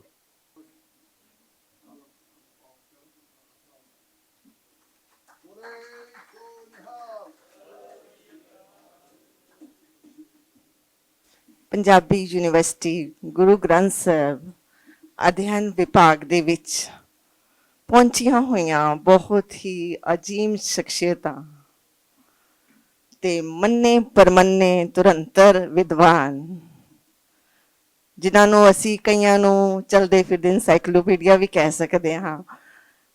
ਉਦਾਹਰਨ ਦੇ ਤੌਰ ਤੇ ਕਪੂਰ ਸਾਹਿਬ ਵਿਰਾਜਮਾਨ ਹੈ, ਜਿਨ੍ਹਾਂ ਨੇ ਇੰਨੀ ਵੱਡੀ ਕਿਤਾਬ ਔਰ ਆਪਣੇ ਉਹਨਾਂ ਨੇ ਸਾਰੀ ਆਪਣਾ ਜਿੰਨਾ ਵੀ ਉਹਨਾਂ ਨੇ ਗਿਆਨ ਉਸ ਵਿੱਚ ਸਮੋਇਆ ਹੋਇਆ ਹੈ ਉਸ ਬਾਰੇ ਤੁਹਾਡੇ ਨਾਲ ਗੱਲ ਕੀਤੀ ਹੈ। ਸਾਡੇ ਵਰਲਡ ਪੰਜਾਬੀ ਸੈਂਟਰ ਦੇ ਡਾਕਟਰ ਬਲਕਾਰ ਸਿੰਘ ਜੀ, ਉਜਾਗਰ ਸਿੰਘ ਜੀ, ਅੱਜ ਦੇ ਮੁੱਖ ਮਹਿਮਾਨ ਜਿਹੜੇ ਸਾਡੇ ਕੋਲੋਂ ਹੁਣ ਚਲੇ ਗਏ ਹਨ, ਡਾਕਟਰ ਅਰਵਿੰਦ ਜੀ, ਵਾਈਸ ਚਾਂਸਲਰ ਪੰਜਾਬੀ ਯੂਨੀਵਰਸਿਟੀ, ਜਿਨ੍ਹਾਂ ਨੇ ਆਪਣੇ ਬਹੁਮੁੱਲੇ ਵਿਚਾਰ ਸਾਡੇ ਸਾਰਿਆਂ ਦੇ ਸਾਹਮਣੇ ਪੇਸ਼ ਕੀਤੇ ਅਤੇ ਸਾਨੂੰ ਬਹੁਤ ਵੱਡੀ ਜਾਣਕਾਰੀ ਦਿੱਤੀ। ਮੈਂ ਸਭ ਤੋਂ ਪਹਿਲਾਂ ਜੈ ਤੇਗ ਅਨੰਤ ਜੀ ਨੂੰ, ਜਿਨ੍ਹਾਂ ਨੇ ਰਾਮਗੜੀਆ ਵਿਰਾਸਤ ਉਤੇ ਸਾਡੇ ਸਿੱਖ ਕੌਮ ਦੀ ਮਾਣਮੱਤੇ ਇਤਿਹਾਸ ਤਵਾਰੀਖ ਨੂੰ ਆਪਣੇ ਕਲਮਬੰਦ ਕੀਤਾ ਹੈ, ਮੈਂ ਉਹਨਾਂ ਨੂੰ ਬਹੁਤ ਬਹੁਤ ਵਧਾਈ ਦਿੰਦੀ ਹਾਂ। ਮੈਂ ਆਪ ਸਾਰਿਆਂ ਨੂੰ ਦੱਸਣਾ ਚਾਹਾਂਗੀ ਕਿ ਪਿਛਲੇ ਸਾਲ 2020 ਦੇ ਵਿੱਚ ਭਾਸ਼ਾ ਮੰਤਰੀ ਵੱਲੋਂ ਉਹਨਾਂ ਦੀ ਇੱਕ ਪੁਸਤਕ, ਜਿਸ ਦਾ ਅਸੀਂ ਉਹਨਾਂ ਦਾ ਮੁਲਾਂਕਣ ਕਰਵਾਇਆ ਸੀ, ਗਦਰੀ ਯੋਧੇ, ਉਹ ਵੀ ਅਸੀਂ ਉਹਨਾਂ ਨੂੰ ਸਰਵੋਤਮ ਪੁਸਤਕ ਪੁਰਸਕਾਰ ਉਹਨਾਂ ਨੂੰ ਨਿਵਾਜਿਆ ਹੈ। ਆਪ ਜੀ ਦੀ ਲੇਖਣੀ ਦੇ ਵਿੱਚ ਬਹੁਤ ਜ਼ੋਰ ਹੈ, ਬਲ ਹੈ। ਜੱਸਾ ਸਿੰਘ ਰਾਮਗੜੀਆ ਇੱਕ ਐਸੇ ਨਿਤੜਕ, ਨਿਤਨੇਮੀ, ਗੁਰਮੁਖ 18ਵੀਂ ਸਦੀ ਦੇ ਜਰਨੈਲ ਹੋਏ ਹਨ, ਜਿਨ੍ਹਾਂ ਨੂੰ ਵਿਰਾਸਤ ਦੇ ਵਿੱਚ ਹੀ ਬਹੁਤ ਜ਼ਿਆਦਾ ਹਰ ਤਰ੍ਹਾਂ ਦੀ ਤਾਲੀਮ ਮਿਲੀ ਹੈ, ਚਾਹੇ ਉਹ ਵਿਦਿਆ ਸ਼ਸਤਰ ਦੀ ਹੋਵੇ, ਦੂਸਰੀ ਵਿਦਿਆ ਹੋਵੇ, ਜਾਂ ਅਸੀਂ ਕਹਿ ਸਕਦੇ ਹਾਂ ਉਹਨਾਂ ਨੇ ਤਰਖਾਣ ਦਾ ਕਿੱਤਾ ਵੀ ਕੀਤਾ, ਕਿਉਂਕਿ ਉਹਨਾਂ ਦੇ ਦਾਦਾ ਜੀ ਹਰਦਾਸ ਸੀ ਤੇ ਪਿਤਾ ਜੀ ਭਗਵਾਨ ਸਿੰਘ ਹੋਰੀ ਉਹ ਬਹੁਤ ਹੀ ਵੱਡੇ ਗੁਰੂ ਸਾਹਿਬ ਦੇ ਸਮੇਂ ਸੰਤ ਬਣਾਣੇ, ਤੀਰ ਕਮਾਨ, ਨੇਜੇ, ਬਰਛੀਆਂ, ਤਾਂ ਉਸ ਸਮੇਂ ਇਹਨਾਂ ਦੇ ਦਾਦਾ ਜੀ ਨੇ, ਹਰਦਾਸ ਜੀ ਨੇ, ਗੁਰੂ ਗੋਬਿੰਦ ਸਿੰਘ ਜੀ ਤੋਂ ਅੰਮ੍ਰਿਤ ਛਕਿਆ ਤੇ ਉਹਨਾਂ ਨੂੰ ਇੱਕ ਨਾਗਣੀ ਬਰਛਾ ਕਈ ਧਾਤਾਂ ਨੂੰ ਮੈਲਟ ਕਰਾ ਕੇ ਗੁਰੂ ਸਾਹਿਬ ਨੂੰ ਭੇਟ ਕੀਤਾ। ਉਹ ਨਾਗਣੀ ਬਰਛਾ ਉਹ ਜਦੋਂ ਬਚਿੱਤਰ ਸਿੰਘ ਭਾਈ ਮਨੀ ਸਿੰਘ ਸ਼ਹੀਦ ਜੀ ਦੇ ਬੇਟੇ ਜਦੋਂ ਬਚਿੱਤਰ ਸਿੰਘ ਨੇ ਜਿਹੜੇ ਹਾਥੀ ਜੋ ਝੂਮਦਾ ਹੋਇਆ ਹਾਥੀ, ਮਸਤ ਹੋਇਆ ਹਾਥੀ ਜੋ ਮੁਗਲਾਂ ਨੇ ਭੇਜਿਆ ਸੀ, ਉਸ ਦੇ ਮੱਥੇ ਤੇ ਮਾਰ ਕੇ ਮੁਗਲਾਂ ਦਾ ਸਾਰਿਆਂ ਨੂੰ ਉਹਨਾਂ ਦੀ ਸਾਰਿਆਂ ਨੂੰ ਕਤਲ ਕਰਕੇ। ਔਰ ਤੁਸੀਂ ਇਹ ਦੇਖੋ ਵੀ ਇਹ ਜਿਹੜਾ ਨੀਚਾ ਗਿਆ ਸੀ ਤੇ ਉਹ ਇੰਨੀ ਦੂਰ ਤੱਕ ਗਿਆ ਸੀ ਤੇ ਕਈ ਮੁਗਲ ਹੀ ਉੱਥੇ ਸ਼ਹੀਦ ਹੋ ਗਏ ਸਨ। ਮੇਰਾ ਕਹਿਣ ਤੋਂ ਭਾਵ ਵੀ ਇਹ ਇਹਨਾਂ ਨੂੰ ਵਿਰਾਸਤ ਚੋਂ ਮਿਲੀ ਹੋਈ ਹੈ ਤੇ ਤੁਸੀਂ ਇਹ ਵੱਡਾ ਘੱਲੂਘਾਰਾ ਤੇ ਇਸ ਤੋਂ ਇਲਾਵਾ ਗੁਰਦੁਆਰਾ ਇਹਨਾਂ ਨੇ ਕਿਲਾ ਜਿਹੜਾ ਰਾਮ ਰੋਣੇ ਦਾ ਕਿਲਾ ਸੀ, ਜਦੋਂ ਆਪ ਜੀ ਨੇ ਜੱਸਾ ਸਿੰਘ ਵਾਲੀ ਰਾਮਗੜੀਆ ਨੇ ਅਦੀਨਾ ਬੇਗ ਕੋਲ ਨੌਕਰੀ ਕੀਤੀ, ਕਿਉਂਕਿ ਉਹ ਅਦੀਨਾ ਬੇਗ ਔਰ ਮੀਨ ਮन्नू ਉਹਨਾਂ ਨੂੰ ਪਤਾ ਸੀ ਵੀ ਇਹ ਸਿੱਖ ਕੌਮ ਇਹੋ ਜਿਹੀ ਦਲੇਰ ਕੌਮ ਹੈ, ਇਹਨਾਂ ਨੂੰ ਨਾਲ ਲੱਗਿਆ ਹੀ ਸਾਡੇ ਕੋਲ ਕੁਛ ਨਾ ਕੁਛ ਅਸੀਂ ਕਰ ਪਾਵਾਂਗੇ। ਕਿਉਂਕਿ ਉਧਰੋਂ ਨਾਦਰ ਸ਼ਾਹ ਆ ਰਿਹਾ ਸੀ, ਫਿਰ ਉਸ ਤੋਂ ਬਾਅਦ ਅਬਦਾਲੀ ਆਇਆ, ਤਾਂ ਉਹਨਾਂ ਨੇ ਇੱਕ ਚਾਲ ਚੱਲੀ ਤੇ ਉਹ ਵੀ ਆਪਣੇ ਰਾਮਗੜੀਆ ਜੀ ਵੀ ਚਾਹੁੰਦੇ ਸੀ ਵੀ ਅਸੀਂ ਵੀ ਇਹਨਾਂ ਦੀਆਂ ਨੀਤੀਆਂ ਨੂੰ ਪਰਖ ਲਈਏ, ਤਾਂ ਉਹ ਵੀ ਅਦੀਨਾ ਬੇਗ ਦੇ ਵਿੱਚ ਨੌਕਰੀ ਕਰ ਦਿੱਤੀ। ਜਦੋਂ ਮੀਰ ਮन्नू ਨੇ ਅੰਮ੍ਰਿਤਸਰ ਦੇ ਵਿੱਚ ਹਮਲਾ ਕੀਤਾ ਤਾਂ ਉਹਨਾਂ ਨੇ ਹਮਲਾ ਕੀਤਾ ਤੇ ਫਿਰ ਜਦੋਂ ਸਾਰੀ ਕਮਾਨ ਅਦੀਨਾ ਬੇਗ ਨੇ ਜਦੋਂ ਜਲੰਧਰ ਦਾ ਸੂਬੇਦਾਰ ਸੀ ਉਸਨੇ ਇਹਨਾਂ ਨੂੰ ਭੇਜ ਦਿੱਤੀ ਵੀ ਚਲੋ ਤੁਸੀਂ ਰਾਮਗੜੀਆ ਜੀ ਹੁਣ ਤੁਸੀਂ ਰਾਮ ਰੋਣੀ ਦੇ ਕਿਲੇ ਦੇ ਵਿੱਚ ਜਾ ਕੇ ਹਮਲਾ ਕਰੋ। ਤਾਂ ਰਾਮ ਰੋਣੀ ਦਾ ਕਿਲਾ ਜੋ ਤਾਂ ਇਹਨਾਂ ਦਾ ਸਿੱਖੀ ਜੋਸ਼ ਜਿਹੜਾ ਸੀ ਉਹ ਉੱਭਰ ਆਇਆ ਤੇ ਉਹਨਾਂ ਨੇ ਬਗਾਵਤ ਕਰਕੇ ਜਦੋਂ ਅੰਦਰ ਸਿੱਖ ਰਾਮ ਰੋਣੀ ਦੇ ਕਿਲੇ ਦੇ ਵਿੱਚ ਬੈਠੇ ਸਨ ਤੇ ਉਹਨਾਂ ਨੇ ਅੰਦਰ ਜਾ ਕੇ ਬਾਗੀ ਹੋ ਕੇ ਅੰਦਰ ਜਾ ਕੇ ਆਪਣਾ ਪੂਰਾ ਸਿੱਖਾਂ ਦੀ ਮਦਦ ਕੀਤੀ ਅਤੇ ਉਧਰੋਂ ਦੀਵਾਨ ਕੋੜਾਮਲ ਨੂੰ ਸਨੇਹ ਭੇਜ ਦਿੱਤੇ ਕਿ ਹੁਣ ਤੁਸੀਂ ਜਲਦੀ ਜਲਦੀ ਇਹਨਾਂ ਨੂੰ ਫਟਾਫਟ ਇਹ ਰਾਮ ਰੋਣੀ ਦਾ ਜਿਹੜਾ ਕਿਲਾ ਖਾਲੀ ਕਰਾਇਆ ਜਾਵੇ। ਤੇ ਹੁਣ ਤੁਸੀਂ ਇਹ ਦੇਖੋ ਫਿਰ ਉਸ ਤੋਂ ਬਾਅਦ ਇਸ ਸਿੱਖਾਂ ਨੇ ਦਲ ਖਾਲਸਾ ਨੇ ਇਹਨਾਂ ਨੂੰ ਉਸ ਰਾਮ ਰੋਣੀ ਦਾ ਕਿਲਾ ਦਾ ਰਾਮਗੜ੍ਹ ਜੋ ਉਹਦਾ ਨਾਮ ਦਿੱਤਾ ਤੇ ਰਾਮਗੜੀਆ ਵਿਰਾਸਤ ਜਿਹੜੀ ਹੈਗੀ ਆ ਹੋਂਦ ਵਿੱਚ ਆਈ। ਤੇ ਸਾਨੂੰ ਇਹਨਾਂ ਸਾਰਿਆਂ ਤੋਂ ਇਹ ਜੋ ਜੱਸਾ ਸਿੰਘ ਆਲੂਵਾਲੀਆ, ਰਾਮਗੜੀਆ, ਜਿਨ੍ਹਾਂ ਨੂੰ ਮੁਗਲ ਲੋਕ ਕਹਿੰਦੇ ਸਨ ਵੀ ਇਹ ਸੱਗਾਂ ਦੇ ਵਿੱਚ ਇਹ ਬੇਫਿਕਰੇ ਇੱਕ ਸ਼ੇਰ ਹਨ ਤੇ ਉਹਨਾਂ ਦਾ ਇੱਕ ਡਰ ਸੀ, ਉਹਨਾਂ ਦਾ ਭੈ ਸੀ।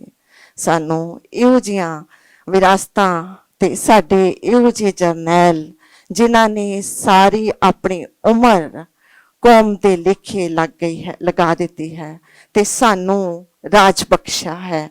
ਅਸੀਂ ਜਿੰਨਾ ਵੀ ਉਹਨਾਂ ਦਾ ਸ਼ਰਧਾਂਜਲੀ ਭੇਟ ਕਰੀਏ, ਕਿਤਾਬਾਂ ਰਾਹੀਂ ਕਰੀਏ ਜਾਂ ਪੂਰਾ ਪ੍ਰਚਾਰ ਕਰਕੇ ਜਾਈਏ ਤੇ ਆਪਣੇ ਬੱਚਿਆਂ ਨੂੰ ਇਸ ਬਾਰੇ ਦਸੀਏ, ਉਨਾ ਹੀ ਘੱਟ ਹੈ।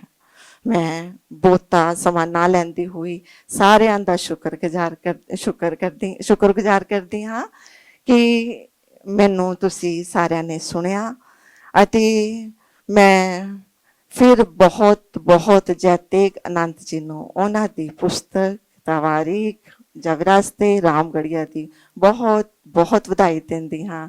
ਸਾਡੇ ਡਾਇਰੈਕਟਰ ਸਾਬਕਾ ਡਾਇਰੈਕਟਰ ਰਜਪਾਲ ਸਿੰਘ ਗਿੱਲ ਜੀ ਵੀ ਸਾਡੇ ਕੋਲ ਵਿਰਾਜਮਾਨ ਹਨ। ਮੈਂ ਉਹਨਾਂ ਨੂੰ ਤਹਿ ਦਿਲੋਂ ਫਤਿਹ ਬੁਲਾਉਂਦੀ ਹਾਂ। ਬਹੁਤ ਬਹੁਤ ਸ਼ੁਕਰੀਆ ਤੇ ਬਹੁਤ ਬਹੁਤ ਸ਼ੁਕਰੀਆ ਕਰਦੀ ਹਾਂ ਡਾਕਟਰ ਉਜਾਗਰ ਸਿੰਘ ਹੋਰਾਂ ਦਾ, ਡਾਕਟਰ ਬਲਕਾਰ ਸਿੰਘ ਹੋਰਾਂ ਦਾ, ਜੈ ਇੰਦਰ ਸਿੰਘ ਹੋਰਾਂ ਦਾ, ਜਤਿੰਦਰ ਸਿੰਘ ਹੋਰਾਂ ਦਾ ਬਹੁਤ ਬਹੁਤ ਸ਼ੁਕਰੀਆ। ਥੈਂਕ ਯੂ ਜੀ।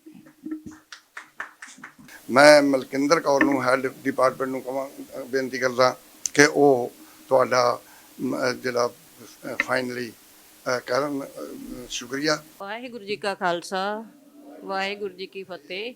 ਮੰਚ ਤੇ ਬਿਰਾਜਮਾਨ ਸਤਿਕਾਰਯੋਗ ਹਸਤੀਆਂ ਡਾਕਟਰ ਬਲਕਾਰ ਸਿੰਘ ਜੀ, ਸਰਦਾਰ ਉਜਾਗਰ ਸਿੰਘ ਜੀ, ਮੈਡਮ ਕਰਮਜੀਤ ਕੌਰ ਜੀ, ਸਰਦਾਰ ਜੋਤਿੰਦਰ ਸਿੰਘ ਜੀ ਤੇ ਮੇਰੇ ਸਾਹਮਣੇ ਬੈਠੇ ਹੋਏ ਮੇਰੇ ਬਹੁਤ ਹੀ ਸਤਿਕਾਰਯੋਗ ਅਧਿਆਪਕ ਸਹਿਬਾਨ, ਜਿਨ੍ਹਾਂ ਵਿੱਚ ਡਾਕਟਰ ਕੇਰ ਸਿੰਘ ਜੀ, ਡਾਕਟਰ ਮਨਜੀਤ ਸਿੰਘ ਜੀ, ਉੱਪਲ ਸਾਹਿਬ, ਡਾਕਟਰ ਹਰੀ ਸਿੰਘ ਜੀ ਤੇ ਜਿਨ੍ਹਾਂ ਦੇ ਮੈਂ ਨਾਂ ਨਹੀਂ ਵੀ ਜਾਣਦੇ, ਸਾਰੇ ਮੇਰੇ ਸਤਿਕਾਰਯੋਗ ਆ ਤੇ ਪਿਆਰੇ ਬੱਚਿਓ। ਅੱਜ ਅਸੀਂ ਇੱਕ ਬਹੁਤ ਹੀ ਵਧੀਆ ਪ੍ਰੋਗਰਾਮ ਵਿੱਚ ਇਕੱਤਰ ਹੋਏ। ਹੁਣ ਮੈਂ ਤੁਹਾਡਾ ਜ਼ਿਆਦਾ ਟਾਈਮ ਨਹੀਂ ਲਵਾਂਗੀ। ਮੈਂ ਵੈਸੇ ਜਿਵੇਂ ਪਹਿਲਾਂ ਰਾਮਗੜੀਆ ਵਿਰਾਸਤ ਨੂੰ ਜਾਤੀ ਨਾਲ ਜੋੜ ਕੇ ਦੇਖ ਰਹੇ ਸੀ, ਉਹ ਮੈਡਮ ਕਰਮਜੀਤ ਹੁਣਾਂ ਕਲੀਅਰ ਕਰ ਹੀ ਦਿੱਤਾ। ਰਾਮਗੜੀਆ ਜਾਤੀ ਨਾਲ ਆਪਾਂ ਕਿਉਂ ਜੋੜ ਰਹੇ ਹਾਂ? ਕਿਉਂਕਿ ਸਰਦਾਰ ਜੱਸਾ ਸਿੰਘ ਰਾਮਗੜੀਆ ਇਸ ਮਿਸਲ ਦੇ ਮੋਢੀ ਸੀ।